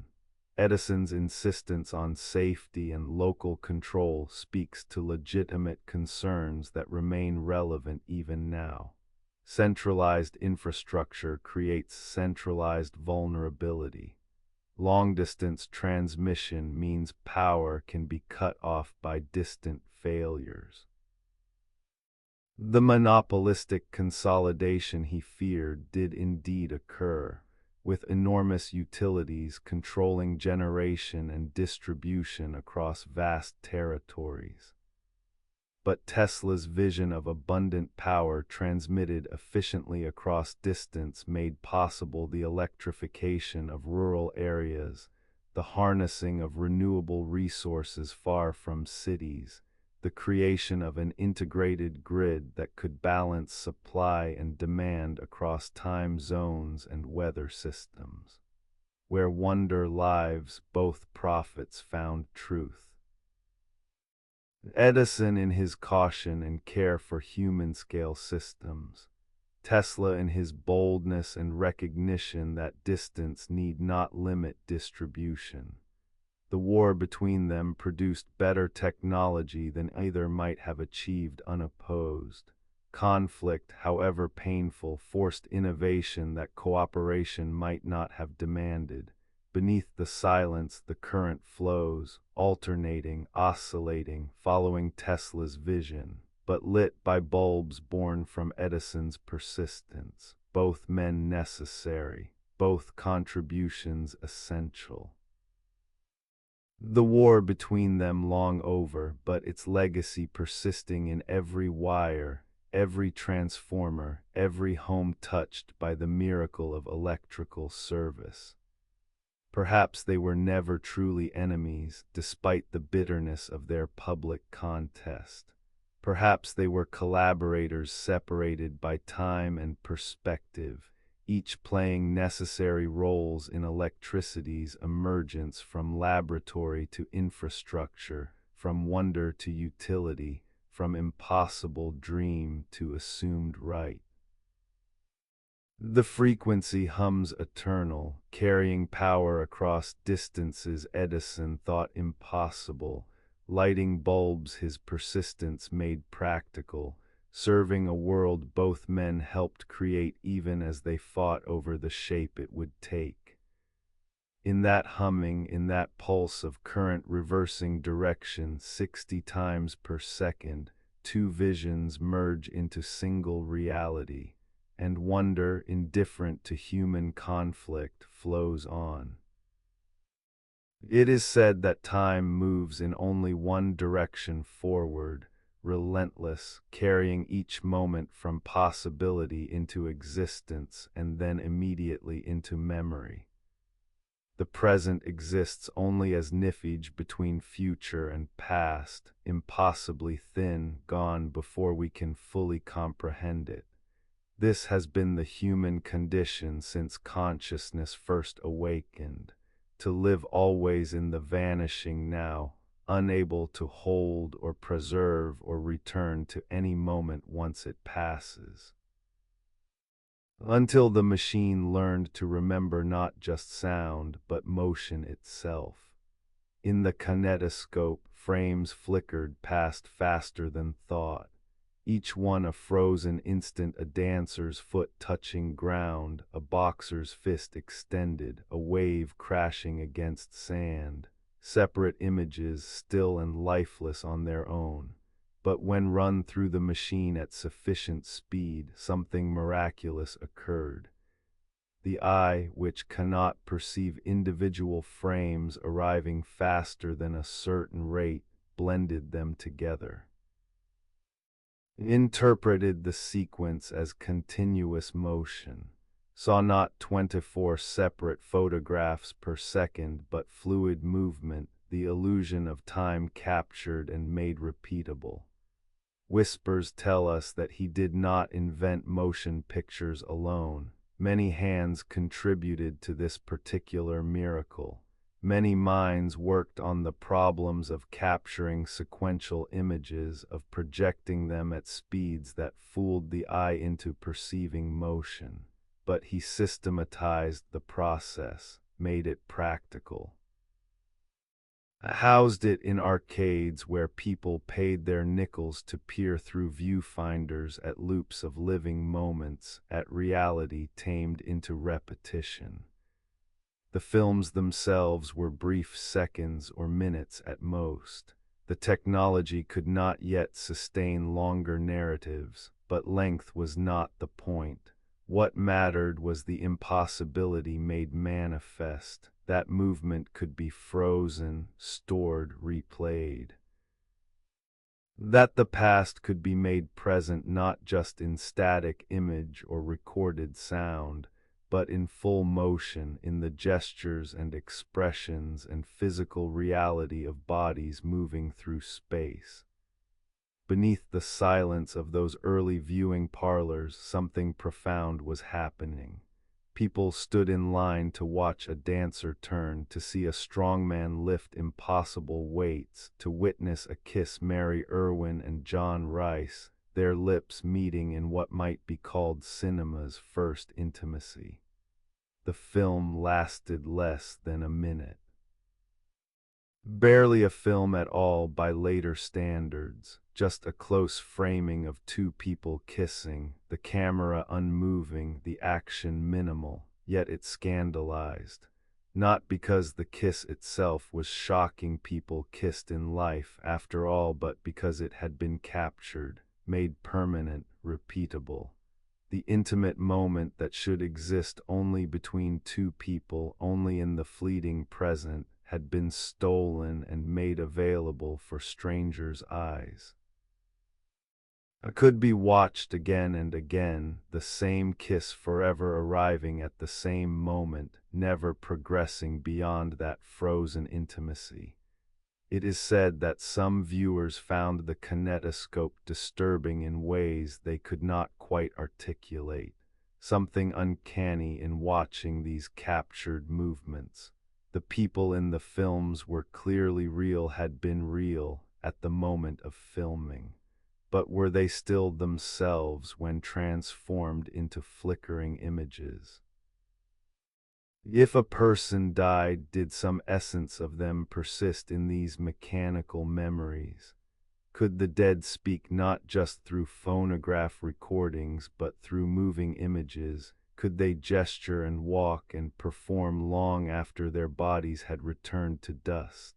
These were not idle philosophical questions. They struck at fundamental assumptions about presence and absence, about what it meant to be alive versus what it meant to be recorded. The camera, people said, did not lie. It captured reality with mechanical objectivity, without the distortions of human perception or the failures of human memory. What appeared in the frame was what had been before the lens, truth, pure and unfiltered, but this was already a kind of fiction. The camera did not lie, perhaps, but it did not tell complete truth either. It showed one angle, one fragment, one carefully selected portion of reality. The frame was itself an editorial decision, including some elements while excluding others, and the images were arranged, edited, presented in sequences that created narrative or spectacle from what had been mere happenstance. Even documentary was already becoming fiction, selection masquerading as objectivity, arrangement pretending to be simple observation. Where memory fades into the texture of those early films, we can imagine what it was like to watch them. The darkened viewing booth. The peephole, the flickering images appearing and disappearing, each frame visible for only a fraction of a second before being replaced by the next. The slight stutter and jump that came from imperfections in the mechanism, from the difficulty of maintaining exactly consistent speed. The monochrome world of gray tones, all color drained away, leaving only light and shadow to describe reality. Yet despite these limitations, or perhaps because of them, the kinetoscope films possessed a kind of magic. They were obviously not real in the sense of being present, three-dimensional, tangible, but they were not merely fictional either. They existed in some intermediate state between reality and representation, between document and dream. They were ghosts in a sense, shadows of moments that had once been fully real but now persisted only in mechanical reproduction. Beneath the silence of the viewing booths, people watched trains arriving at stations, saw locomotives approaching the camera, growing larger in the frame until some viewers instinctively drew back, convinced despite all logic that the metal beast would burst through the screen and into their space. Others watched acrobats and dancers, prize-fighters and showgirls, slices of life captured from vaudeville stages and circus tents and boxing rings. But what they truly watched, what they were really witnessing through that narrow peephole, was time made captive, reality tamed into repetition. The flow of moments arrested and imprisoned in celluloid, made to perform the same actions endlessly, trapped in eternal return like some mechanical reincarnation where nothing ever changes, where the same kiss arrives forever at the same instant, where the same wave breaks eternally against the same shore. It is said that he understood the commercial potential immediately. Kinetoscope parlors opened in cities across America and Europe.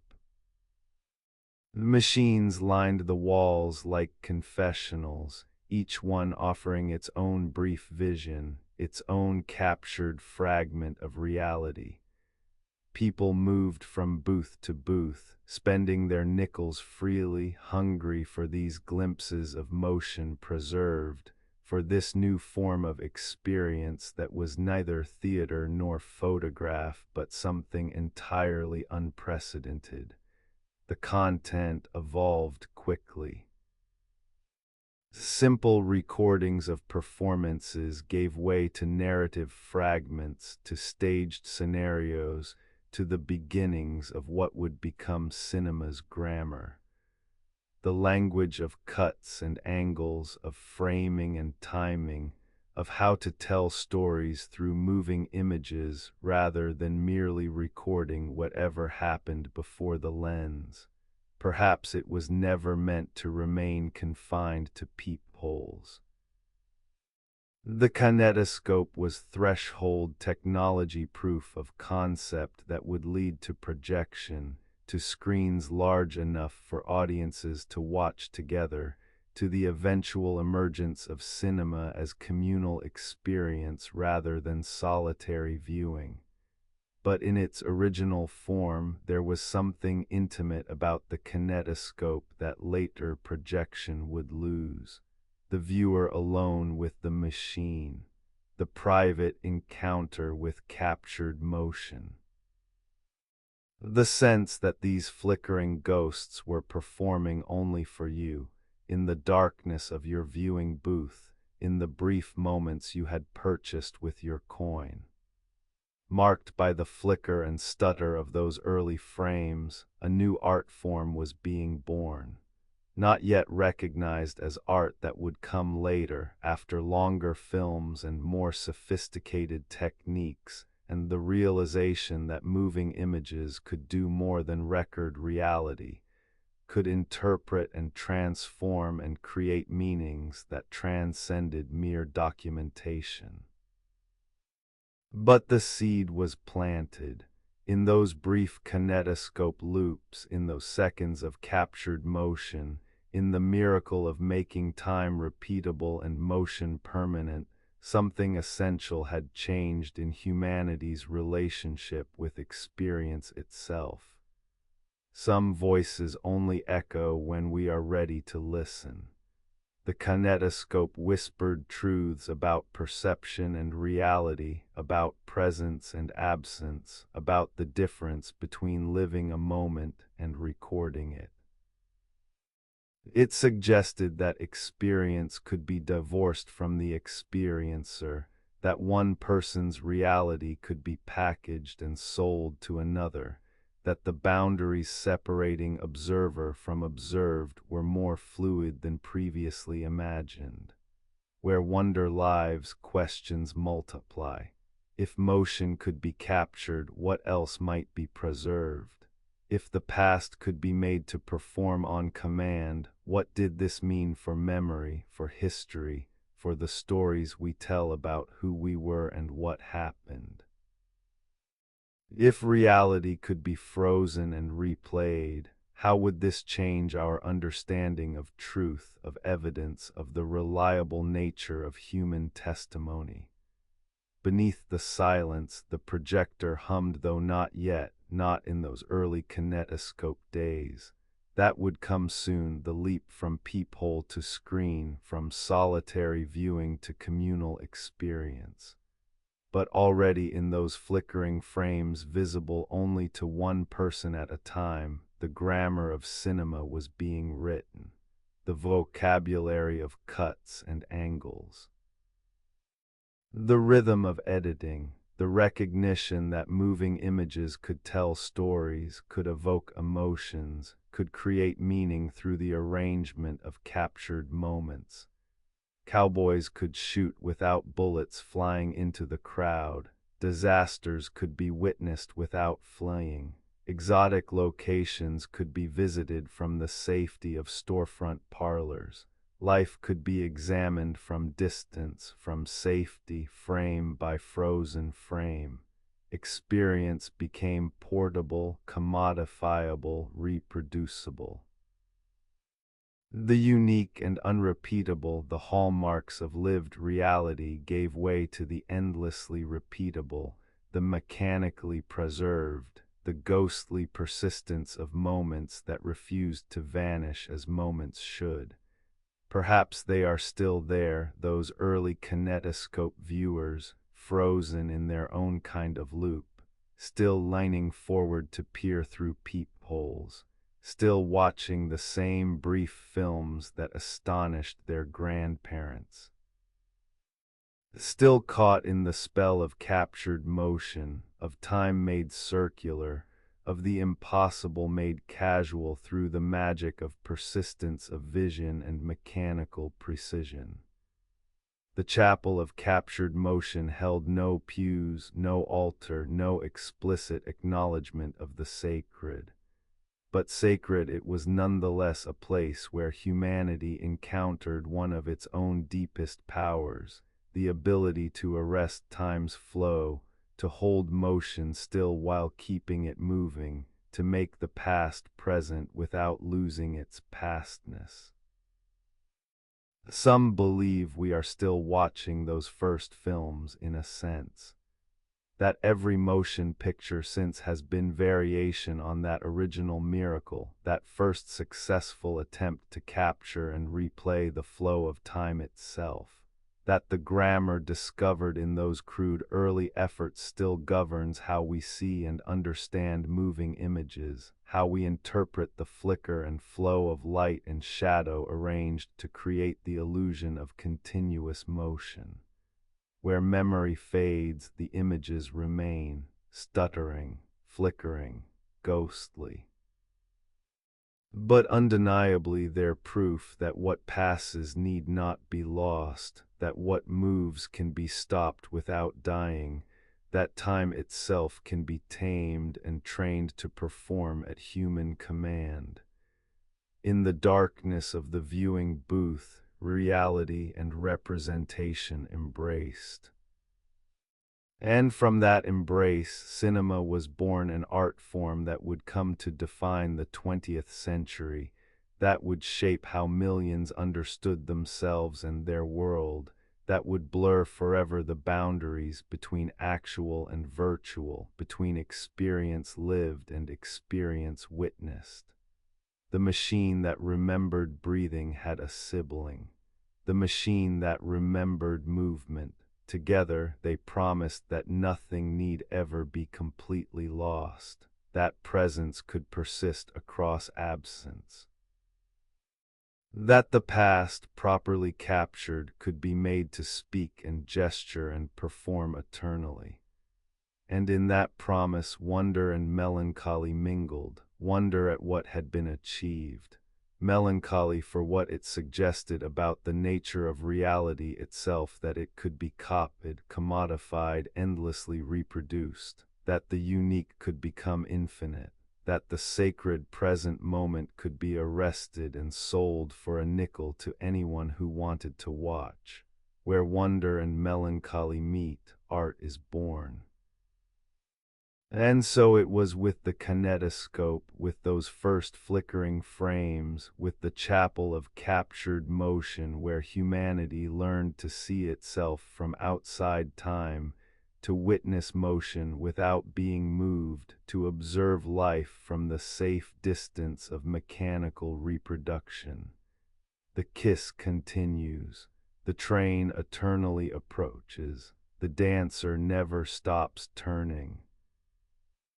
In the darkness, in the flicker, in the eternal present of the captured frame there, motion lives forever, neither fully alive nor finally dead, but suspended in the amber of celluloid, waiting for eyes to watch, for mechanisms to turn, for the miracle to manifest once more.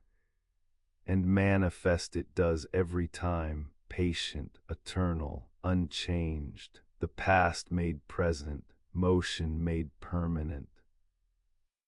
A time, that relentless river, momentarily stilled into repeatable pools where we can return again and again to drink from the same impossibility.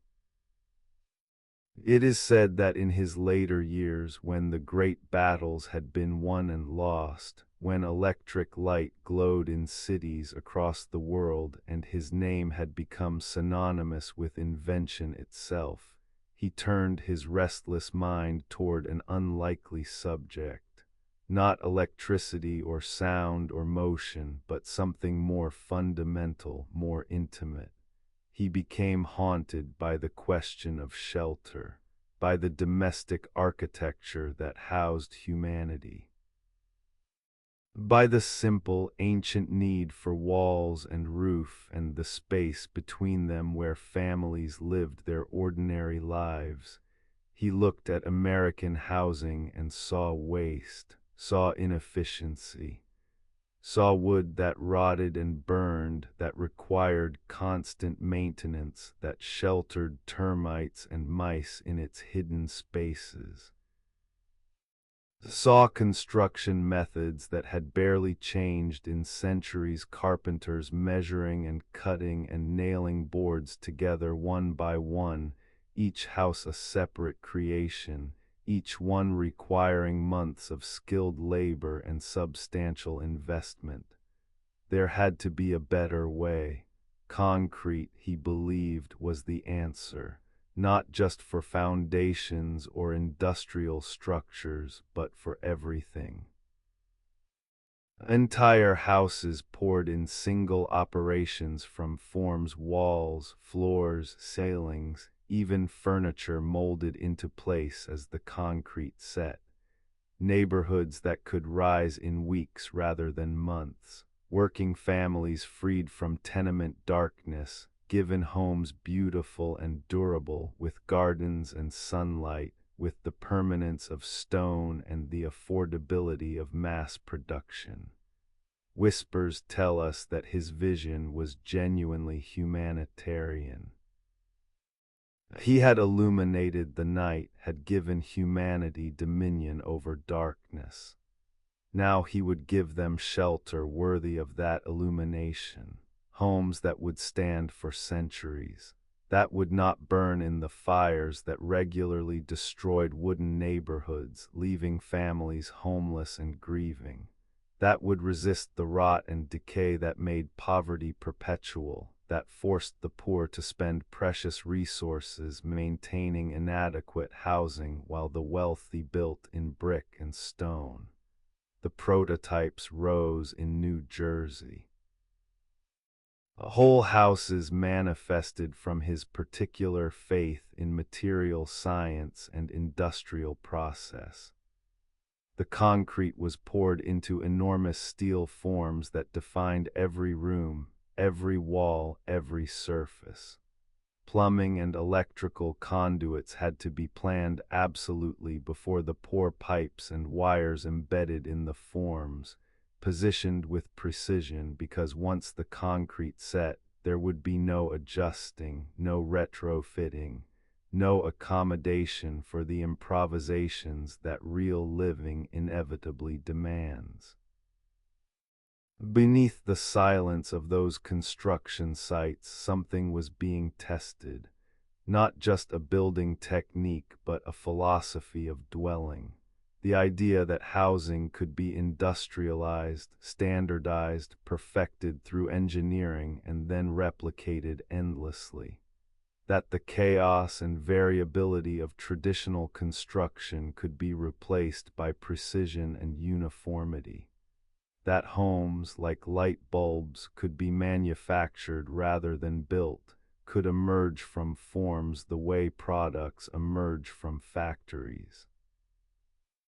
It is said that the houses, when completed, were aesthetically successful.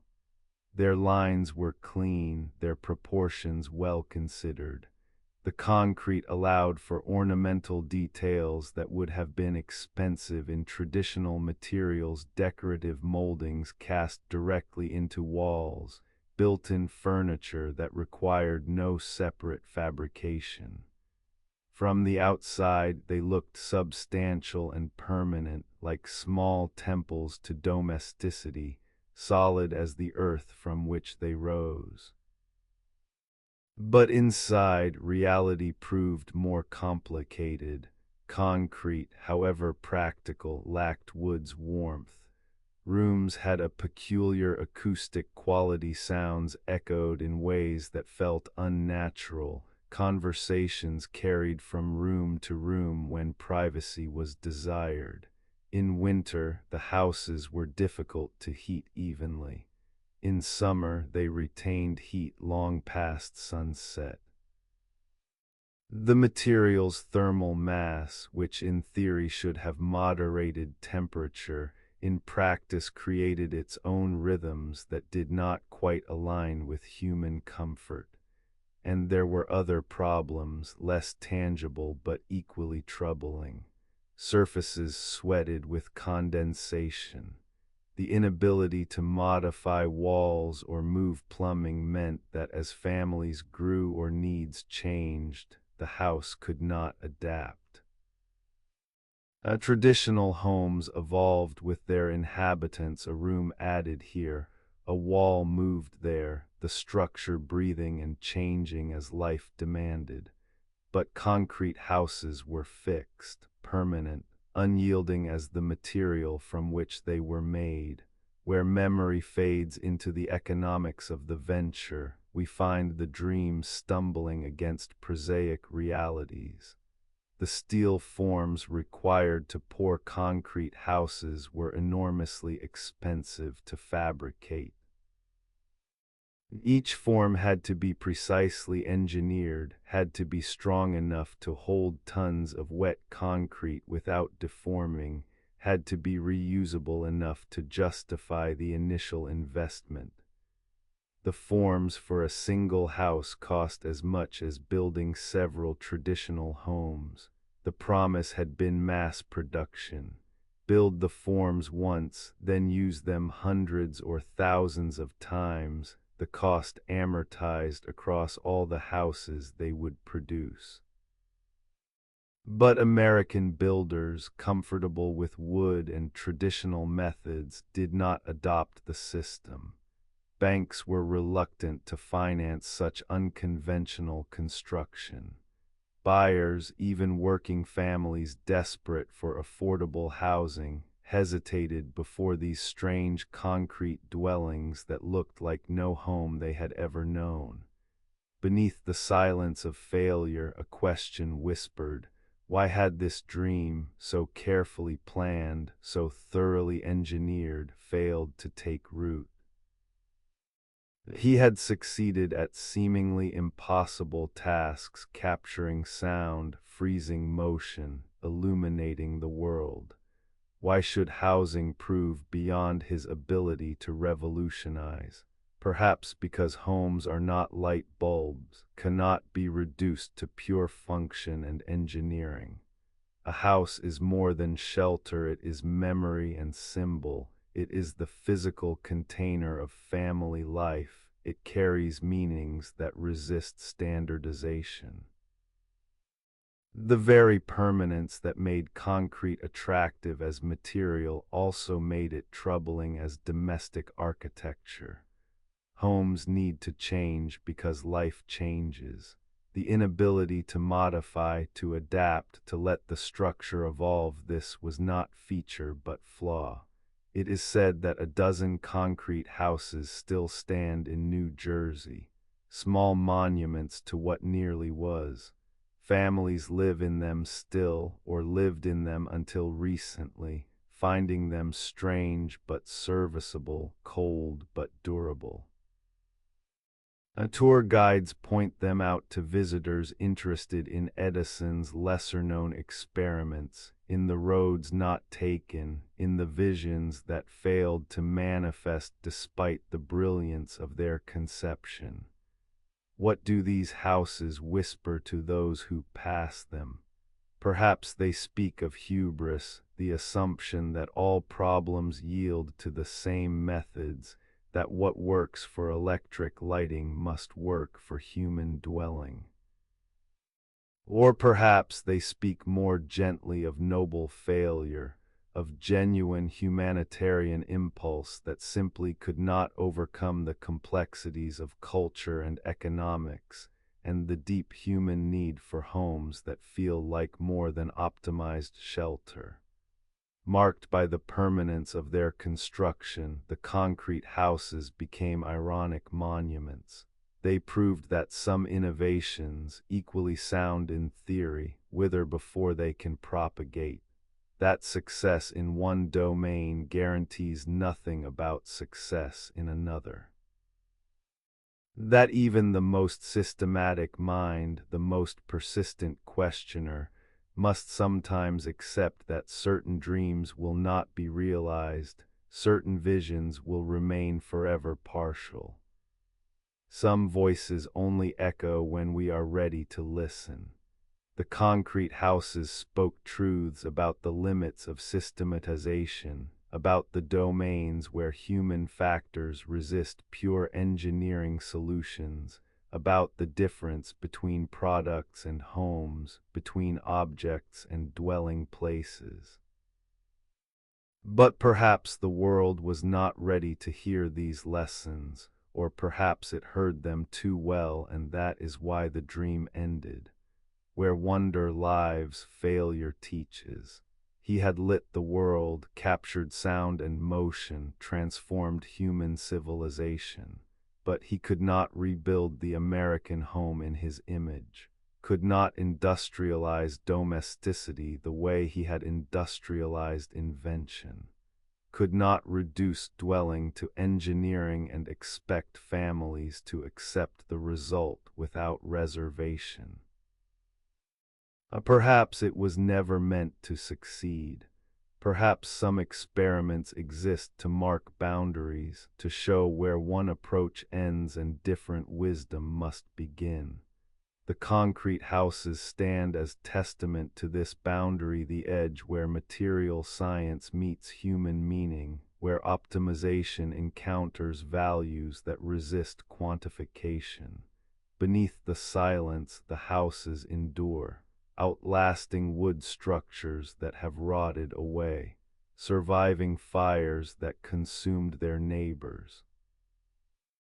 Proving at least part of the vision correct, that concrete provides durability, that these homes would stand for generations.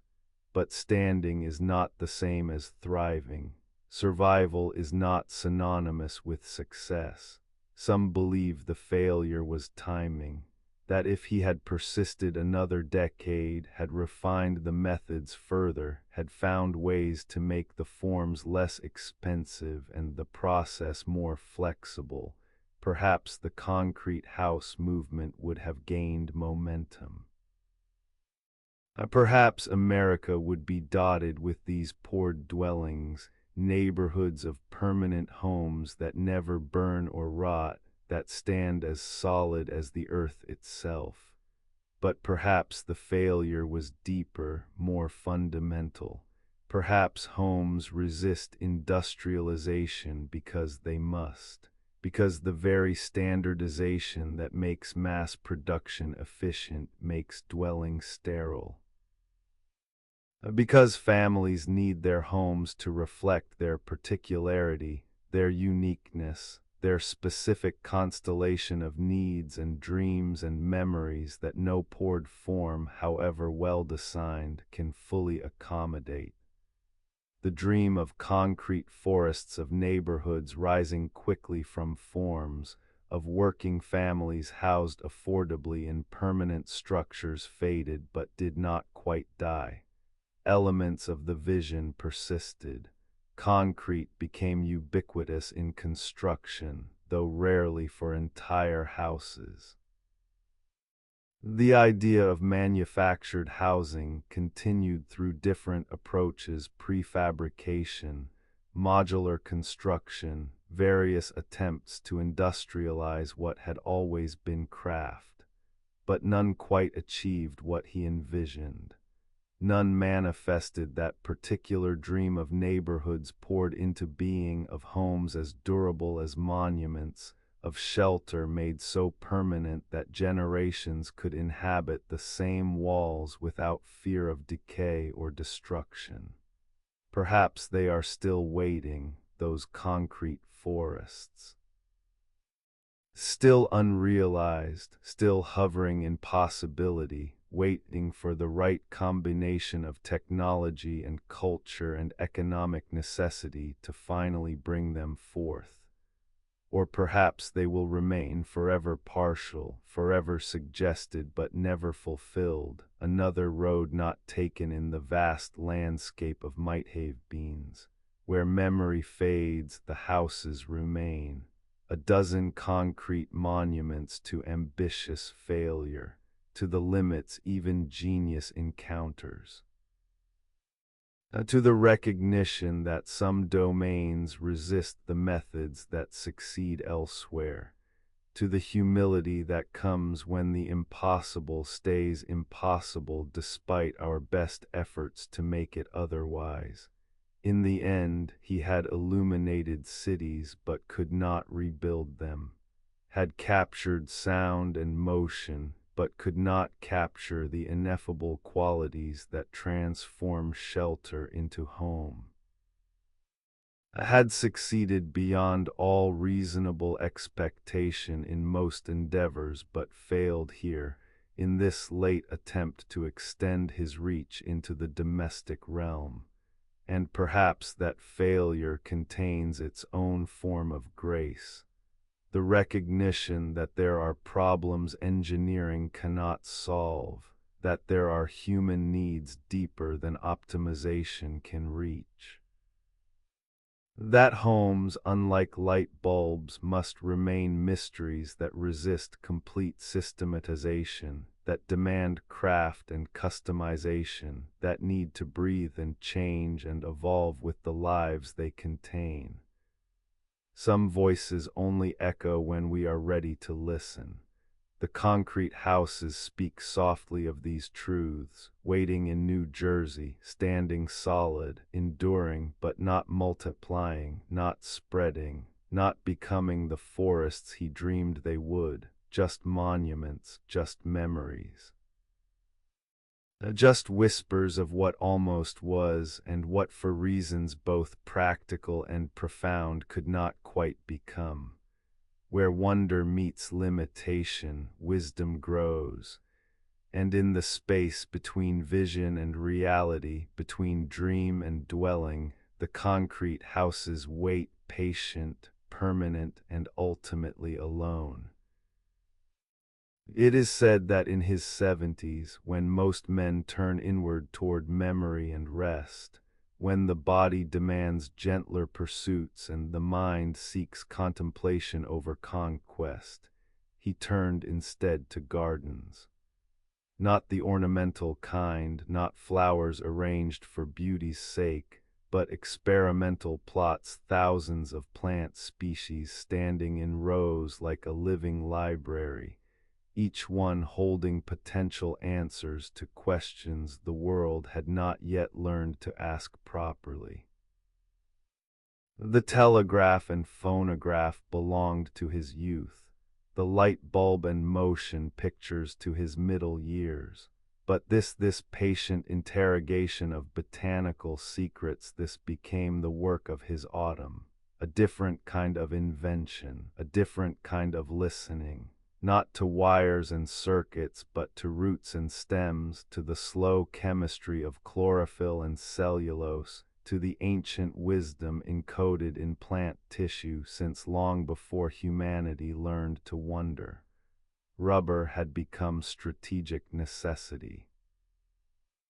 The modern world rolled on it automobile tires, electrical insulation, gaskets and seals, and countless industrial applications.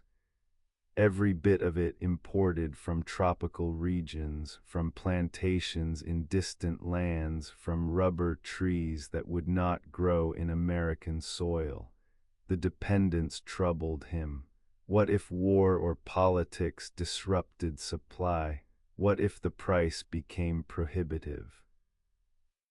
A nation that could not produce its own rubber was a nation vulnerable, dependent on others for a material as essential as steel or oil. Whispers tell us that he established experimental gardens in Fort Myers, Florida, where winter never truly arrived, where growing seasons stretched long and generous. Greenhouses rose, glass structures that caught sunlight and held it, that created microclimates for species from every corner of the earth. He hired botanists and agriculturalists, men who knew plant families and their properties, who could identify species from leaf shape and stem structure, who understood the subtle alchemies by which plants manufactured the compounds humans found useful. The quest was systematic, as all his quests had been.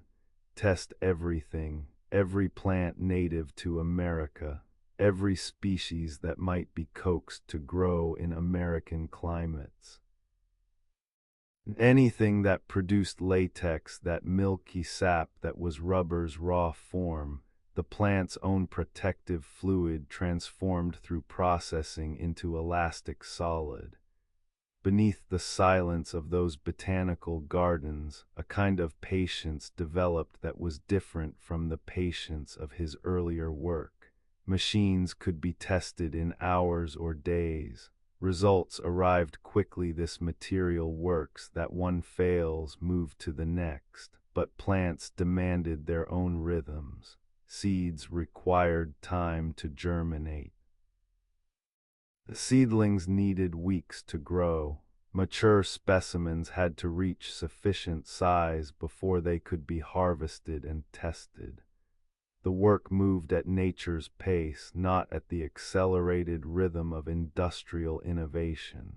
It is said that he tested milkweed, those roadside plants with their pods full of silky seeds, sagebrush from western deserts, desert shrubs whose names were known only to botanists, plants from the South American highlands, Asian species that might adapt to North American conditions.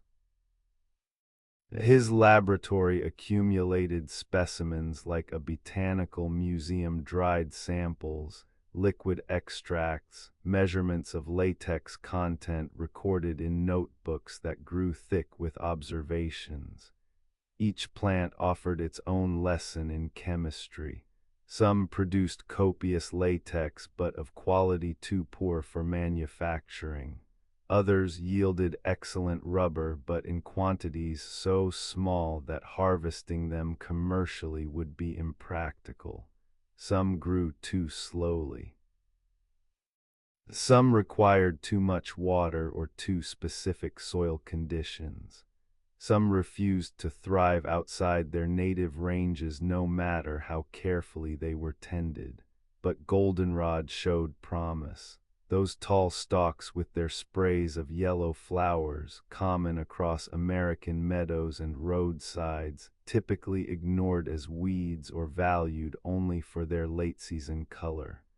Under his cultivation, under selective breeding that favored height and latex production, they grew 12 feet tall, robust, fast-growing, producing acceptable rubber when their stalks were crushed and processed.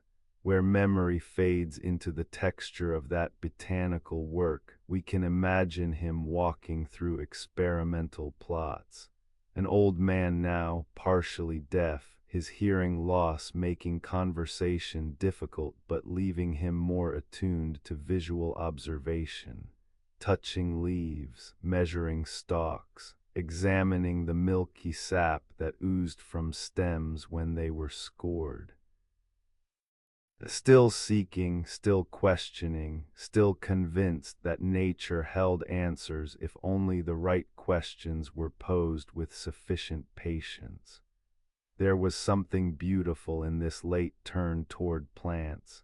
After a lifetime of mastering electricity and mechanics, of bending metals and glass to human will, he returned to the organic, to the living, to the slow green wisdom of photosynthesis and growth. The laboratories of his youth had smelled of chemicals and ozone. These gardens smelled of earth and chlorophyll, of growth and decay working in their eternal cycle. Beneath the silence of morning rounds through the greenhouses, through the experimental fields where goldenrod stood in ranked rows, perhaps he found a different kind of communion than electricity had offered. Plants did not respond to persistence the way materials did. You could not force them, could not test them to destruction and immediately try another approach. They demanded respect for their own timings, their own needs. They taught patience not as method but as necessity. It is said that he imagined plantations of goldenrod stretching across the south, fields of these modified plants bred for maximum rubber production, providing America with domestic sources of this strategic material. Harvested annually, the stalks crushed and processed, their latex extracted and transformed into the rubber that industry demanded, independence from foreign supply. Security through botanical innovation, the same systematic approach that had lit the world now applied to agriculture. But natural rubber from goldenrod never became practical. The chemistry worked, the latex could indeed be processed into usable rubber. The plants grew vigorously under cultivation. All the technical problems could be solved. Yet economics rendered its verdict with the same finality that physics had decided the war of currents. Tropical rubber plantations produced more cheaply. The vast acreage required for goldenrod cultivation could not compete with established production methods. And even as he worked, synthetic rubber was emerging from chemical laboratories, petroleum-derived, consistent in quality, independent of plant cultivation entirely. Perhaps he knew, even as he worked, that this quest was unlikely to succeed commercially. Perhaps by his 70s he no longer measured success purely in terms of adoption and profit. Perhaps the work itself had become the point, the patient observation, the systematic testing, the daily walk through gardens where questions grew alongside plants, where failure taught lessons different from those learned in workshops but no less valuable. Marked by the yellow blooms of goldenrod reaching 12 feet toward Florida skis, the botanical experiments became their own kind of success. The notebooks filled with observations about American flora, species catalogued. Latex content measured across hundreds of plants, methods developed for extraction and testing. Knowledge accumulated that might not have immediate application but would be there, preserved, available for anyone who came later asking similar questions. Some voices only echo when we are ready to listen. The goldenrod whispered truths about the limits of pure optimization, about the domains where factors beyond engineering determine outcomes. The best material grown most efficiently can still fail if economic conditions do not support it. Innovation is necessary but insufficient. It must arrive at the right moment, must answer genuine need, must fit within the larger systems of production and distribution. Where wonder lives, acceptance grows. He had spent his life making the impossible ordinary, had transformed darkness and silence into commodities, had given humanity powers previous generations would have called magical.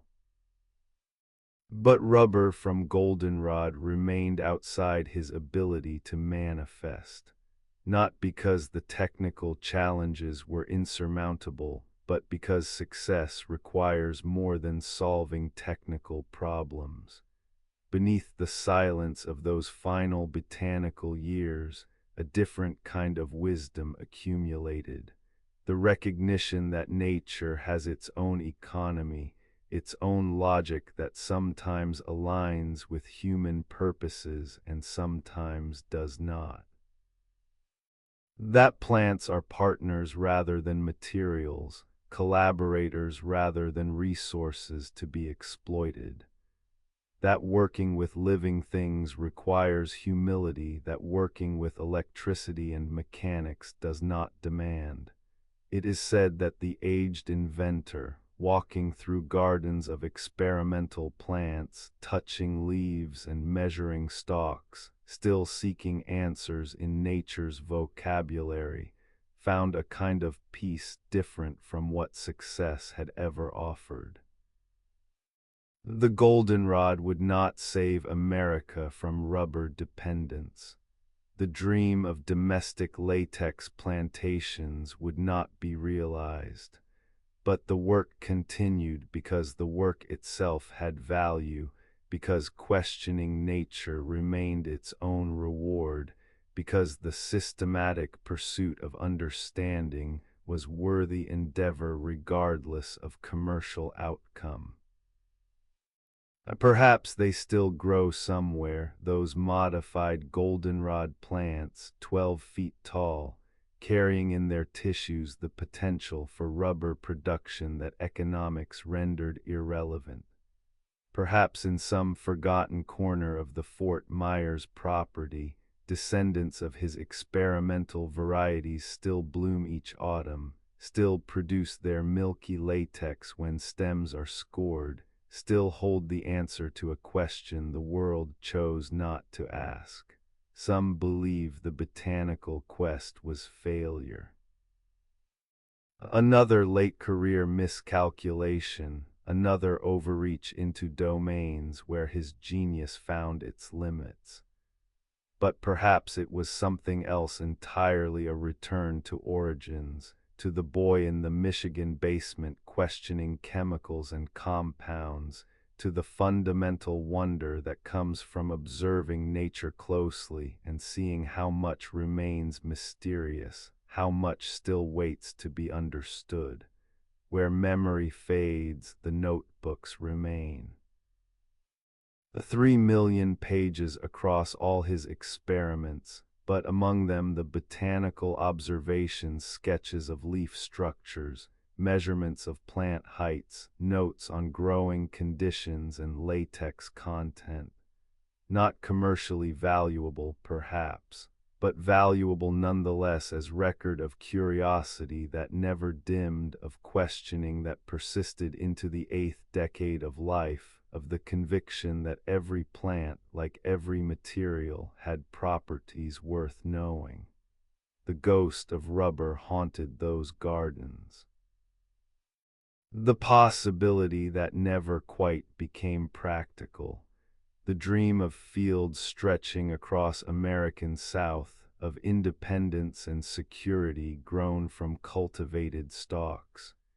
It remains a ghost still visible in notebooks, in preserved specimens, in the dozen goldenrod varieties he bred and tested, but never fully manifested in the world of commerce and production. And perhaps that is fitting.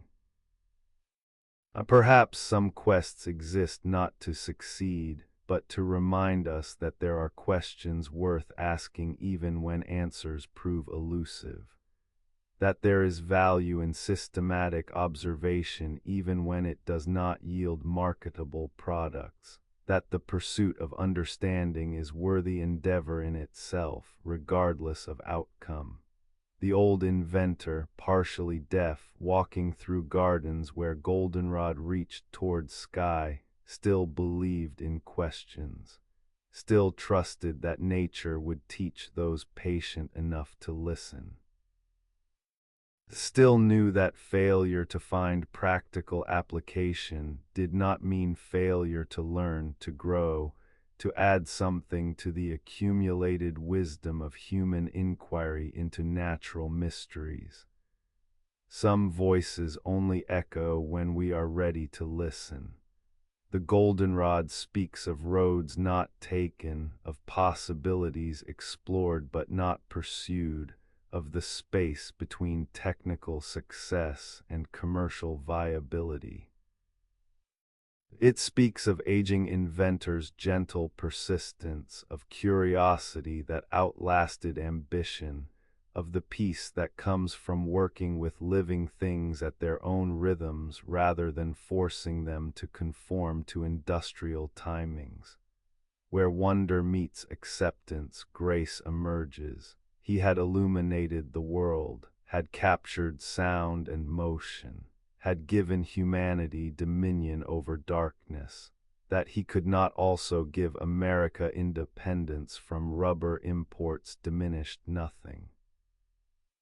The goldenrod remained tall and golden, blooming each autumn, holding its small secrets, teaching its patient lessons to anyone willing to walk among the experimental rows and observe what grows when questions are planted in good soil and tended with systematic care.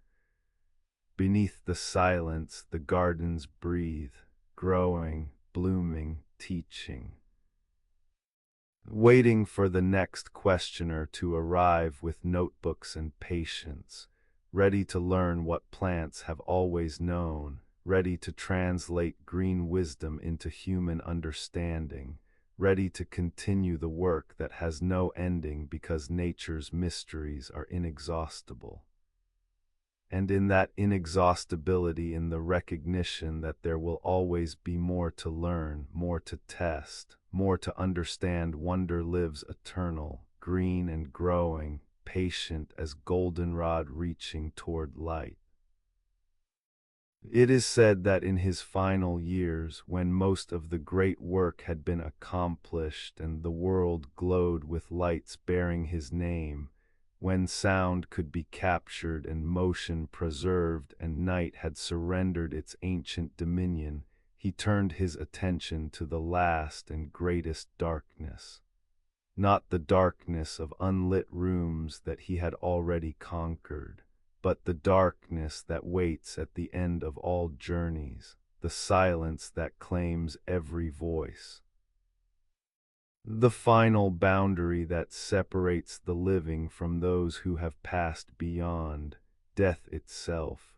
Whispers tell us that he spoke publicly of designing apparatus to contact the dead, not spiritualism or seance theatrics, not mediums in darkened rooms claiming to channel departed spirits through mysterious means, something different, something mechanical.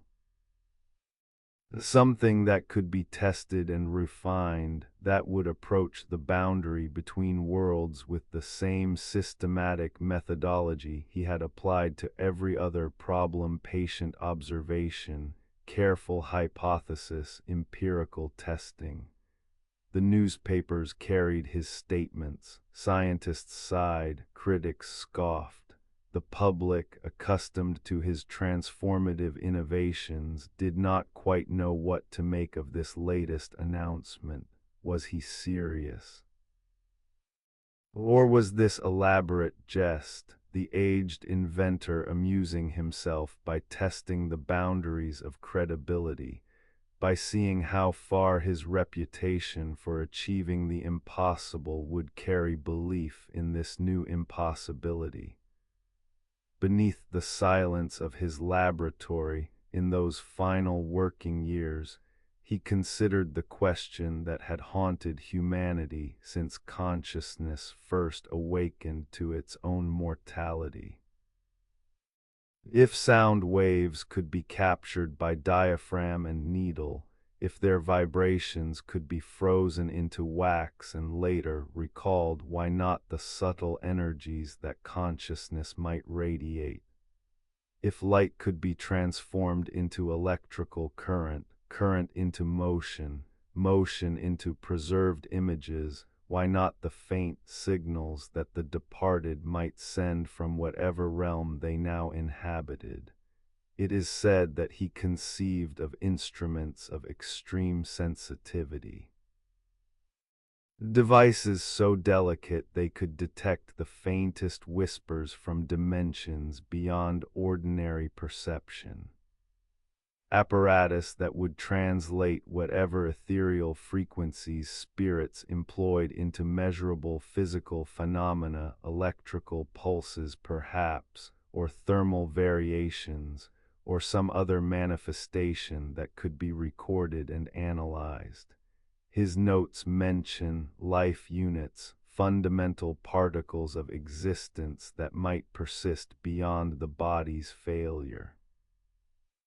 Not soul in the religious sense, not consciousness as philosophers debated it, but something more physical. Irreducible elements of being that might obey natural laws not yet discovered, that might exist in states science had not yet learned to measure. If such particles existed, if they retained some coherence after death, then sufficient sensitivity might detect them, might record their presence, might even establish communication. Where memory fades into speculation about his true beliefs, we encounter mystery. Did he genuinely think such apparatus possible? Or was this late-life meditation on mortality's meaning, the mind that had spent decades making the invisible visible now wondering if the ultimate invisibility, death itself, might yield to the same systematic questioning? There is no evidence any working device emerged from these investigations. No spirits reported through his apparatus. No breakthrough that brought the dead speaking back into the realm of the living. The boundary remained intact. The veil stayed drawn. Whatever lay beyond death kept its secrets despite his systematic attempts at revelation. Yet the impulse reveals something essential about him, about the particular quality of mind that characterized his entire life's work, the refusal to accept any mystery as permanently closed. The conviction that sufficient ingenuity could answer any question, bridge any divide, illuminate any darkness. Death, the final shadow, was simply another challenge to be examined, another code to be deciphered, another problem awaiting the right approach. Beneath the silence of those final experiments, perhaps there lived a different motive than mere mechanical curiosity. He had lost loved ones, as all who live long enough must lose, friends and colleagues, his first wife, Mary, who died young. Others who had populated his laboratories and workshops, who had worked beside him through countless nights, who had shared in the systematic questioning of nature's secrets. Where had they gone? Did some essence of them persist? Could they be reached if only the right questions were asked in the right way? It is said that grief sometimes masquerades as science, that the equations and apparatus and systematic testing can be ways of holding on, of refusing to accept that certain absences are final. If true, then these late experiments were not so different from the phonograph, another attempt to make the absent present, to preserve what would otherwise be lost, to deny death its complete victory. But this time the attempt failed, or appeared to fail. No device bridged the divide, no mechanism translated messages from beyond. The departed remained departed, silent despite all his systematic attempts to coax them into communication. Perhaps he expected this outcome. Perhaps by his final years he had learned enough about failure to recognize when a question had no answer, or at least no answer accessible through the methods available to him. Perhaps the public announcements about death detection apparatus were less about actual invention and more about keeping alive the possibility, about refusing to grant death complete authority, about maintaining the stance of persistent questioning even when answers seemed impossibly distant. Marked by the absence of results, the spirit communication experiments became monuments to a different kind of failure than the concrete houses or the goldenrod rubber. Those had failed for economic or practical reasons. The solutions worked but did not fit within larger systems of production and use. But this failed more fundamentally. The apparatus could not be built because the phenomena it was meant to detect might not exist, or might exist in ways that transcended physical measurement entirely. Some voices only echo when we are ready to listen.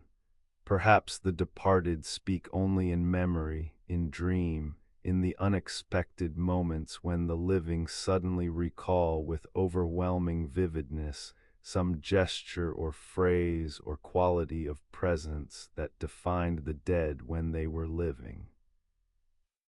Perhaps the apparatus for detecting them is not mechanical but psychological, not something that can be built in laboratories, but something that exists already in the architecture of grief and remembrance. Where wonder lives, acceptance grows. He had spent his life making the impossible ordinary, had given humanity dominion over darkness and silence and distance, had proven again and again that the boundary between cannot and can was more permeable than assumed, that systematic persistence could overcome apparently insurmountable obstacles. But death remained unconquered. The final darkness stayed dark. The ultimate mystery kept its secrets, and perhaps this was fitting.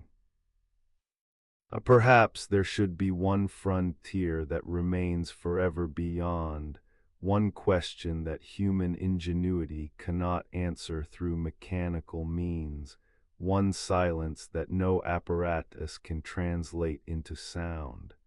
Beneath the silence of his workshop in those final years, gathered instruments bore witness to this last quest. Sensitive measuring devices, experimental apparatus designed to detect energies science had not yet named.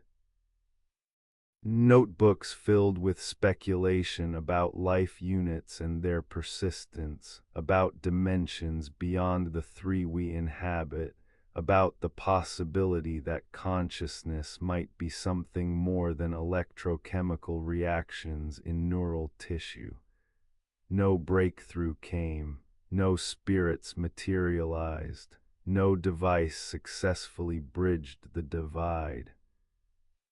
But the attempt itself speaks of something admirable: the refusal to stop questioning, the determination to test even the most unlikely hypotheses, the conviction that mystery is invitation rather than warning. It is said that he died in 1931 at 84, having transformed civilization but failed in his final quest. Did he discover in dying whether the apparatus was possible? Did he learn what waited beyond the veil he had tried to penetrate? Did his life units, if they existed, persist in some realm science cannot reach? We cannot know. He crossed the boundary he had tried to examine from this side, and like all who cross it, he sent back no messages that our instruments can detect. If he speaks now, it is not through mechanical apparatus, but through the legacy he left: the lights that still burn, the recordings that still play, the systematic approach to innovation that continues in every research laboratory. Perhaps it was never meant to be mechanical, this communication with the departed. Perhaps the real apparatus for hearing them is simpler and more complex than any device: the human heart that remembers, the mind that carries forward the lessons they taught, the work that continues in their absence, building on foundations they laid. Some believe he failed at this final challenge because it was impossible. That death's boundary cannot be crossed by any mechanism, that the departed are truly departed, that consciousness does not survive the body's failure in any form that could be detected or communicated with. Others believe he simply lacked the right tools, the right understanding, that future science might yet discover the frequencies on which the dead speak, might build the apparatus he could only imagine, that his failure was one of timing rather than fundamental impossibility.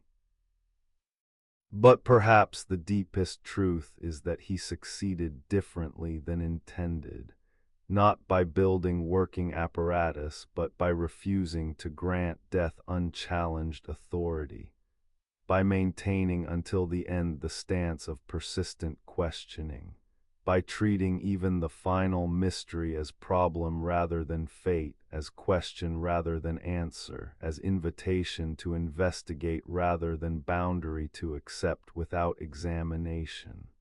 Where memory fades, the questions remain. What lies beyond? Do we persist? Can the boundary be crossed or at least examined more closely? These are not new questions. Humanity has asked them since the first human buried the first dead and wondered where they had gone.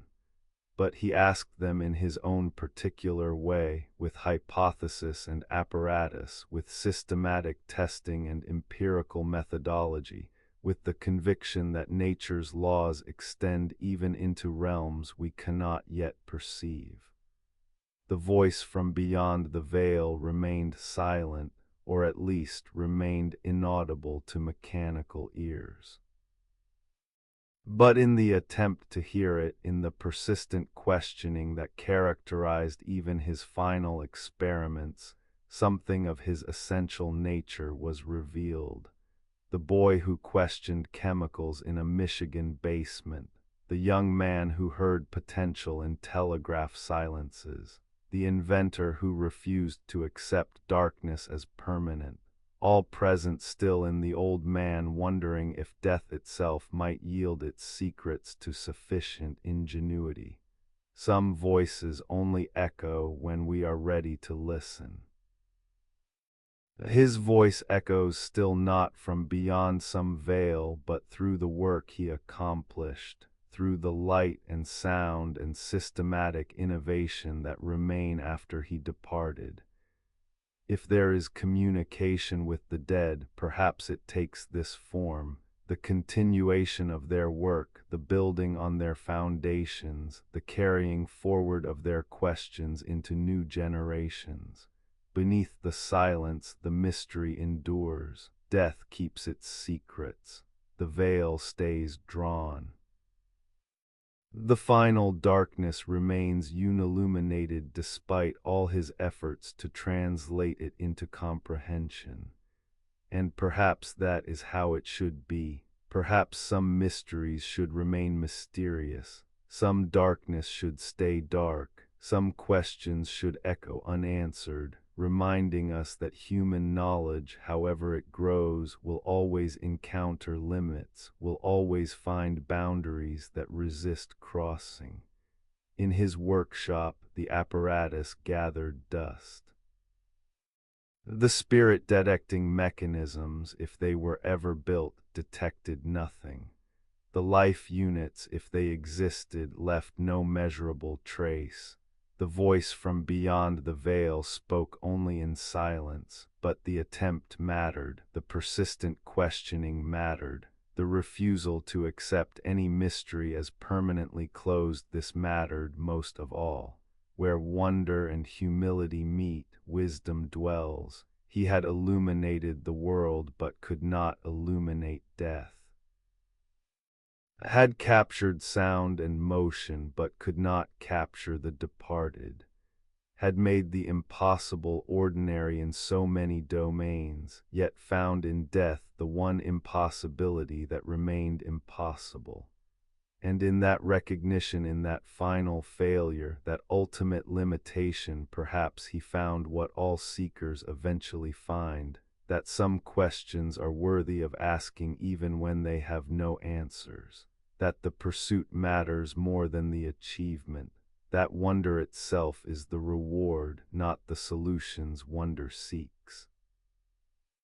The voice from beyond the veil stayed silent, but the voice that questioned it, that refused to accept silence as final answer, that persisted in asking even when no reply came, that voice still echoes, patient and eternal, in every question asked by those who refuse to grant mystery the last word. It is said that when he died in October 1931, at 84 years old, having lived through the transformation of the world he had helped create, he left behind more than patents and products, more than light bulbs and phonographs, more than the electric grid humming across continents. He left behind something more intimate, more revealing, more enduring than any device could ever be. He left behind his questions, 3 million pages. Notebooks stacked in archives, their leather covers worn from handling, their pages filled with cramped handwriting that grew more difficult to read as his hearing faded and age accumulated. Sketches crowded the margins. Calculations marched across pages in columns of careful figures. Observations recorded in the moment of discovery the temperature at which a filament glowed, the resistance of a particular wire, the way a chemical solution changed color when current passed through it. These pages are not polished documents. They are not meant for publication or display. They are working records, the raw material of thought made visible, the process of invention laid bare in all its false starts and sudden insights, its patient accumulation of knowledge toward breakthroughs that arrived not as lightning but as slow dawn. Whispers tell us that to read these notebooks is to witness a particular mind's peculiar journey through the landscape of the possible. Here a sketch of the first phonograph crude diagram showing cylinder and needle, the spacing of components, the angle at which the diaphragm should be mounted. Their calculations about electrical resistance, pages of figures testing different wire gauges and voltages, searching for the optimal combination that would deliver light efficiently across distance. And everywhere scattered through all 3 million pages the evidence of failure, materials tested and found wanting, hypotheses disproven.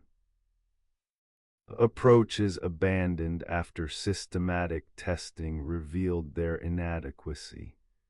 The 1,000 darknesses documented before dawn finally arrived, the accumulation of what does not work, which is also the accumulation of wisdom, the slow narrowing of possibilities until only the correct answer remains.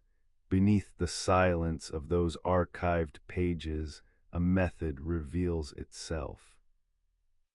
Not the myth of solitary genius struck by sudden inspiration, but something more pedestrian and more profound, the systematic questioning of nature, the patient testing of every variable, the refusal to accept mystery as permanent when mystery might yield to sufficient persistence. It is said that the patents bear his name alone, but the notebooks reveal collaboration. Muckers and machinists whose contributions went unrecorded in official documents but whose skills were essential to every breakthrough. the glassblower who perfected the technique for creating vacuum and light bulb envelopes, the chemist who knew which solvents would dissolve which compounds, the mathematician who checked calculations and spotted errors before they became expensive failures. His gift was not solitary brilliance, but the ability to orchestrate collective effort, and to maintain direction through thousands of failures toward eventual success, to keep the vision clear even when the path forward seemed hopelessly obscured, to recognize which questions were worth pursuing and which should be abandoned, which collaborators brought essential skills and which approaches had already proven futile. The notebooks document this orchestration, notes to assistants about which experiments to prioritize, reminders to himself about promising materials that deserved further testing. Observations that began as hunches and slowly accumulated supporting evidence until they hardened into reliable principles. The texture of innovation as it actually occurs messy and nonlinear, full of backtracking and revision, success built on foundations of systematic failure. Where memory fades into the granular detail of those pages, we find something unexpected. Not just technical documentation, but glimpses of the human being behind the inventions. A frustration when experiments failed repeatedly, excitement when breakthroughs arrived, exhaustion recorded in handwriting that grew more cramped and hurried as midnight approached, and beyond. The simple notation, tried again, appearing hundreds of times, testament to persistence that would not accept defeat as final. Marked by ink and graphite, preserved now in Climatech-controlled archives where scholars can request specific volumes and turn their pages with careful hands, the notebooks whisper lessons that transcend their technical content. They teach that genius is not spontaneous flash but patient accumulation. That understanding comes not through revelation but through the systematic testing of ideas against reality, through the willingness to be wrong and learn from wrongness, through the faith that sufficient questioning will eventually be answered by the patient universe. Beneath the silence of those archived words, another truth emerges. The work was never finished. Even in his final years, even after the great achievements had been secured and his reputation established, the notebooks continued to fill. New questions, new observations, new materials to test. The systematic curiosity that had driven him from that Michigan basement through decades of innovation never dimmed, never accepted that understanding was complete, never stopped asking what else might be possible if only the right questions were posed with sufficient care.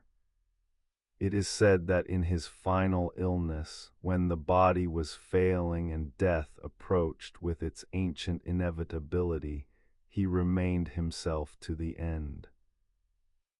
Not bitter about the spirit communication apparatus that had never manifested, not regretful about the concrete houses or goldenrod rubber or any of the visions that had not fully realized.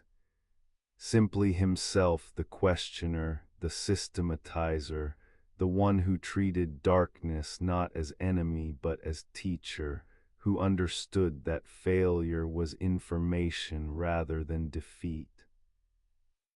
He died as he had lived mid-question, mid-investigation, surrounded by the apparatus of inquiry, the notebook still waiting for observations that would now never be recorded, the experiments that would remain forever incomplete.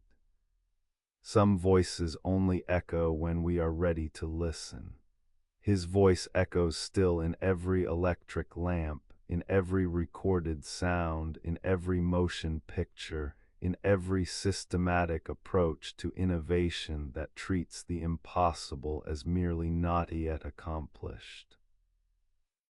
The devices themselves will eventually become obsolete already. The incandescent bulb is giving way to newer technologies. Already phonograph cylinders are museum curiosities. But the method persists. The patient questioning, the systematic testing, the refusal to grant mystery permanent authority. Where wonder lives, legacy grows. The notebooks rest in archives, digitized and cataloged, available to anyone curious enough to read them.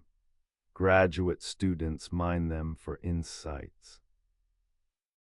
Historians examine them for evidence about the nature of innovation. But their deepest value may be more spiritual than practical, the testimony they bear to the power of persistent questioning, to the faith that reality contains answers to properly formulated questions, if only the questioner refuses to stop asking. Beneath the silence of those 3 million pages, beneath the accumulated observations and calculations and sketches and notes, a single lesson glows with the steady patience of well-made light. Darkness was never permanent. It was only waiting. Waiting for someone systematic enough, persistent enough, devoted enough to ask the right questions and continue asking until reality revealed its answers. The boy who questioned chemicals in a Michigan basement became the man who illuminated the world. Not through magic or divine gift, but through the patient application of method: observe, hypothesize, test, record, revise, test again.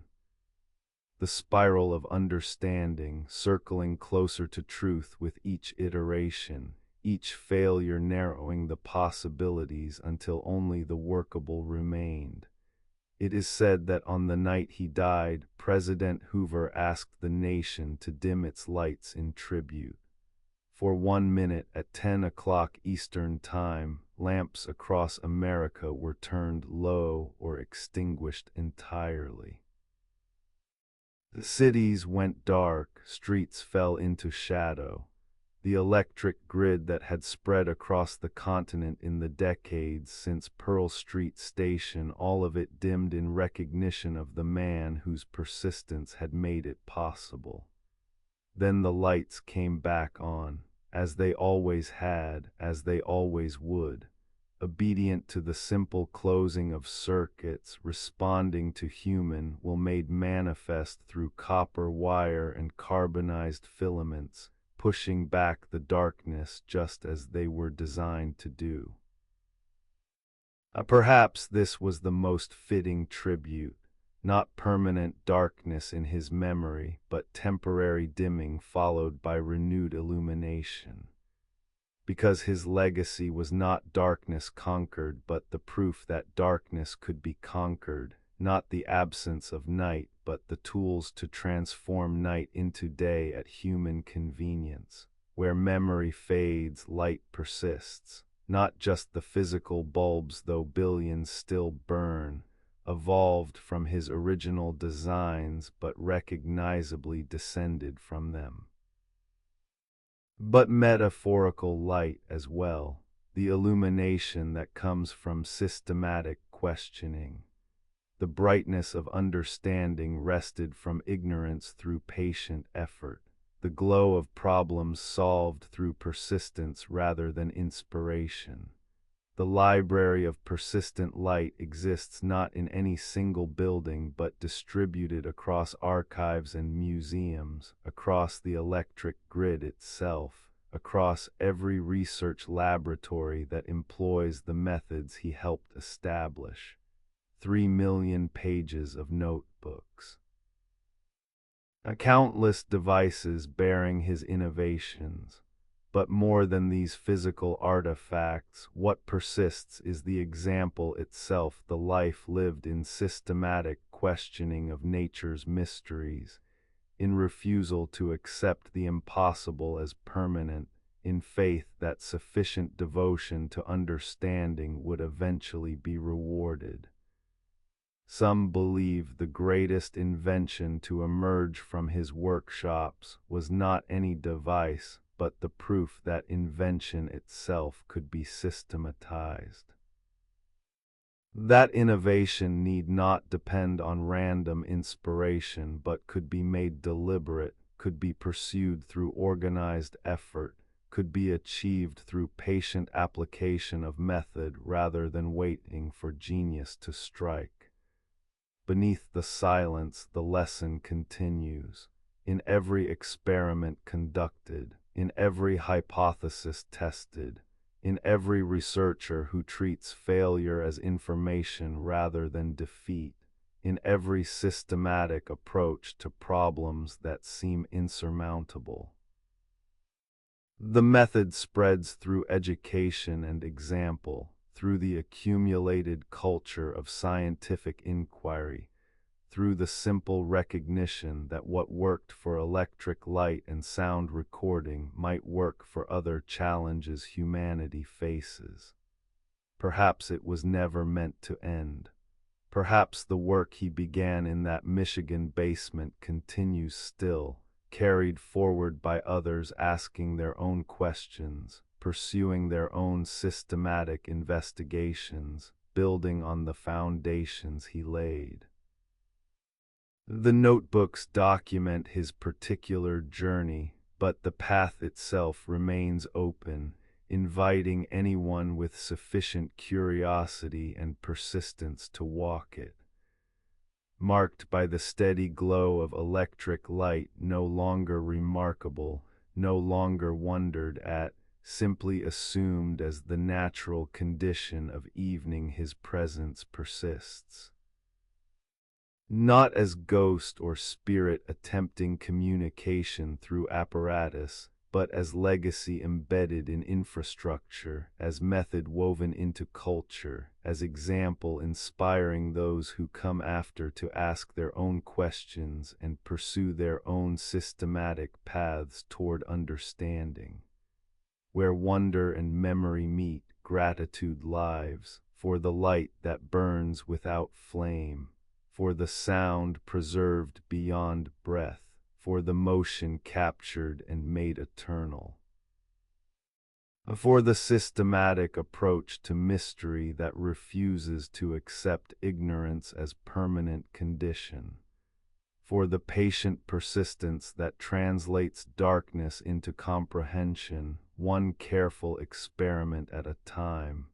It is said that to walk through a city at night, any city, anywhere that electric light has reached, is to walk through his legacy. Every illuminated window, every street lamp pushing back shadow. Every lit room where people live their ordinary lives, taking for granted the miracle that such simple gestures as flipping switches can summon obedient light from darkness. They do not think of him when they turn on lamps, do not remember the 1,000 failures that preceded success, the systematic testing of materials, the patient refinement of methods, the decades of work compressed into that casual gesture. The miracle has become mundane, the impossible has become infrastructure. And perhaps this forgetting is the truest measure of success. When technology becomes invisible, when it recedes into the background and is noticed only in absence, then it has truly arrived. Then it has become woven into the fabric of daily life so completely that its presence is assumed, its functioning taken for granted. The library of persistent light speaks to those who pause to listen, speaks through notebooks archived but available. through devices that still function or sit in museums as testament to innovation's history, through the grid that hums across continents, through the systematic approaches to problems that characterize modern research, through every question asked by minds that refuse to accept mystery as permanent. Some voices only echo when we are ready to listen. In the quiet accumulation of 3 million pages, in the patient testing of thousands of materials, in the systematic refinement of hypothesis through experiment, in the refusal to grant darkness the final word, the echo continues, soft but persistent, carrying forward the essential message that understanding is possible, that mystery yields to patient questioning, that the distance between impossible and inevitable is measured not in inspiration but in devoted, systematic, persistent work. Beneath the silence, wonder glows eternal. Not the wonder of the spectacular, but the deeper wonder of the reliable, the mundane miracle of light summoned by switches, of sound preserved in grooves, of motion captured in frames. The wonder that persists even after familiarity should have extinguished it, even after the impossible has become so ordinary that we forget it was ever impossible at all. Where the journey ends, new journeys begin. The notebooks document one man's systematic questioning of nature, but they also serve as invitation to anyone who reads them, to anyone who recognizes in their pages the method that translates mystery into understanding, impossibility into achievement, darkness into light. It is said that light persists longest in the dark, that the smallest flame becomes most precious when shadow threatens to overwhelm. That what he accomplished, what he and his collaborators and assistants and the entire apparatus of systematic innovation accomplished was to give humanity permanent flame. Light that does not gutter or fail, illumination as reliable as gravity, as assumed as air, the boy in the basement questioning chemicals, the young man at telegraph keys listening to silences, the inventor testing thousands of filaments, the aged botanist walking through experimental gardens, the questioner who refused to accept death's mystery as permanently closed. All the same person, all the same persistent wondering, all the same systematic devotion to understanding. And now the light burns on, patient, steady, eternal as anything human-made can be, glowing in windows, illuminating streets, pushing back the ancient darkness that once ruled every evening, that dictated human rhythms, that claimed the night as its own domain. No longer, the tyranny is broken. The darkness knows its master, and the master is us, we who flip switches without wonder, we who take for granted the miracle of light obeying will, we who inherit the fruits of patience and persistence and systematic questioning without having to pay the price in failures and refinements and decades of devoted work. Perhaps we should remember more often, should pause before switching on lamps and recognize what that gesture represents. Should honor the accumulated failures, the patient testing, the systematic devotion that made the impossible ordinary. But perhaps it is enough that the light burns, that the work continues, that the method persists, that somewhere always someone is asking questions in the spirit of that Michigan basement, of those telegraph silences, of those 1,000 failures before dawn. The library of persistent light needs no building to contain it. It exists wherever questions are asked, wherever systematic testing translates mystery into understanding, wherever persistence refuses to grant impossibility permanent authority, where memory fades at last into sleep, into dream, into the quiet darkness that comes when waking finally releases its hold there. In that gentle dimming of consciousness, perhaps we can hear it still. The patient hum of generators, the soft glow of filaments, the whisper of questions asked by minds that will not rest until they are answered. And in that whisper, wonder and gratitude merge, for the light, for the method, for the example, for the proof that darkness was never destiny, that ignorance is not permanent, that the impossible is merely the not yet accomplished, waiting for sufficient devotion to make it manifest. Rest now, let the light burn steady, let the questions echo softly, let wonder fold gently into sleep. The dreamer who lit the world has passed beyond, but the light remains, patient, eternal, waiting for us to notice it or not, burning either way, as it was meant to, as it always will. Where wonder lives, light follows, and in the following all darkness, even the darkness of forgetting, even the darkness of sleep, becomes less absolute, becomes softer, becomes bearable, becomes home.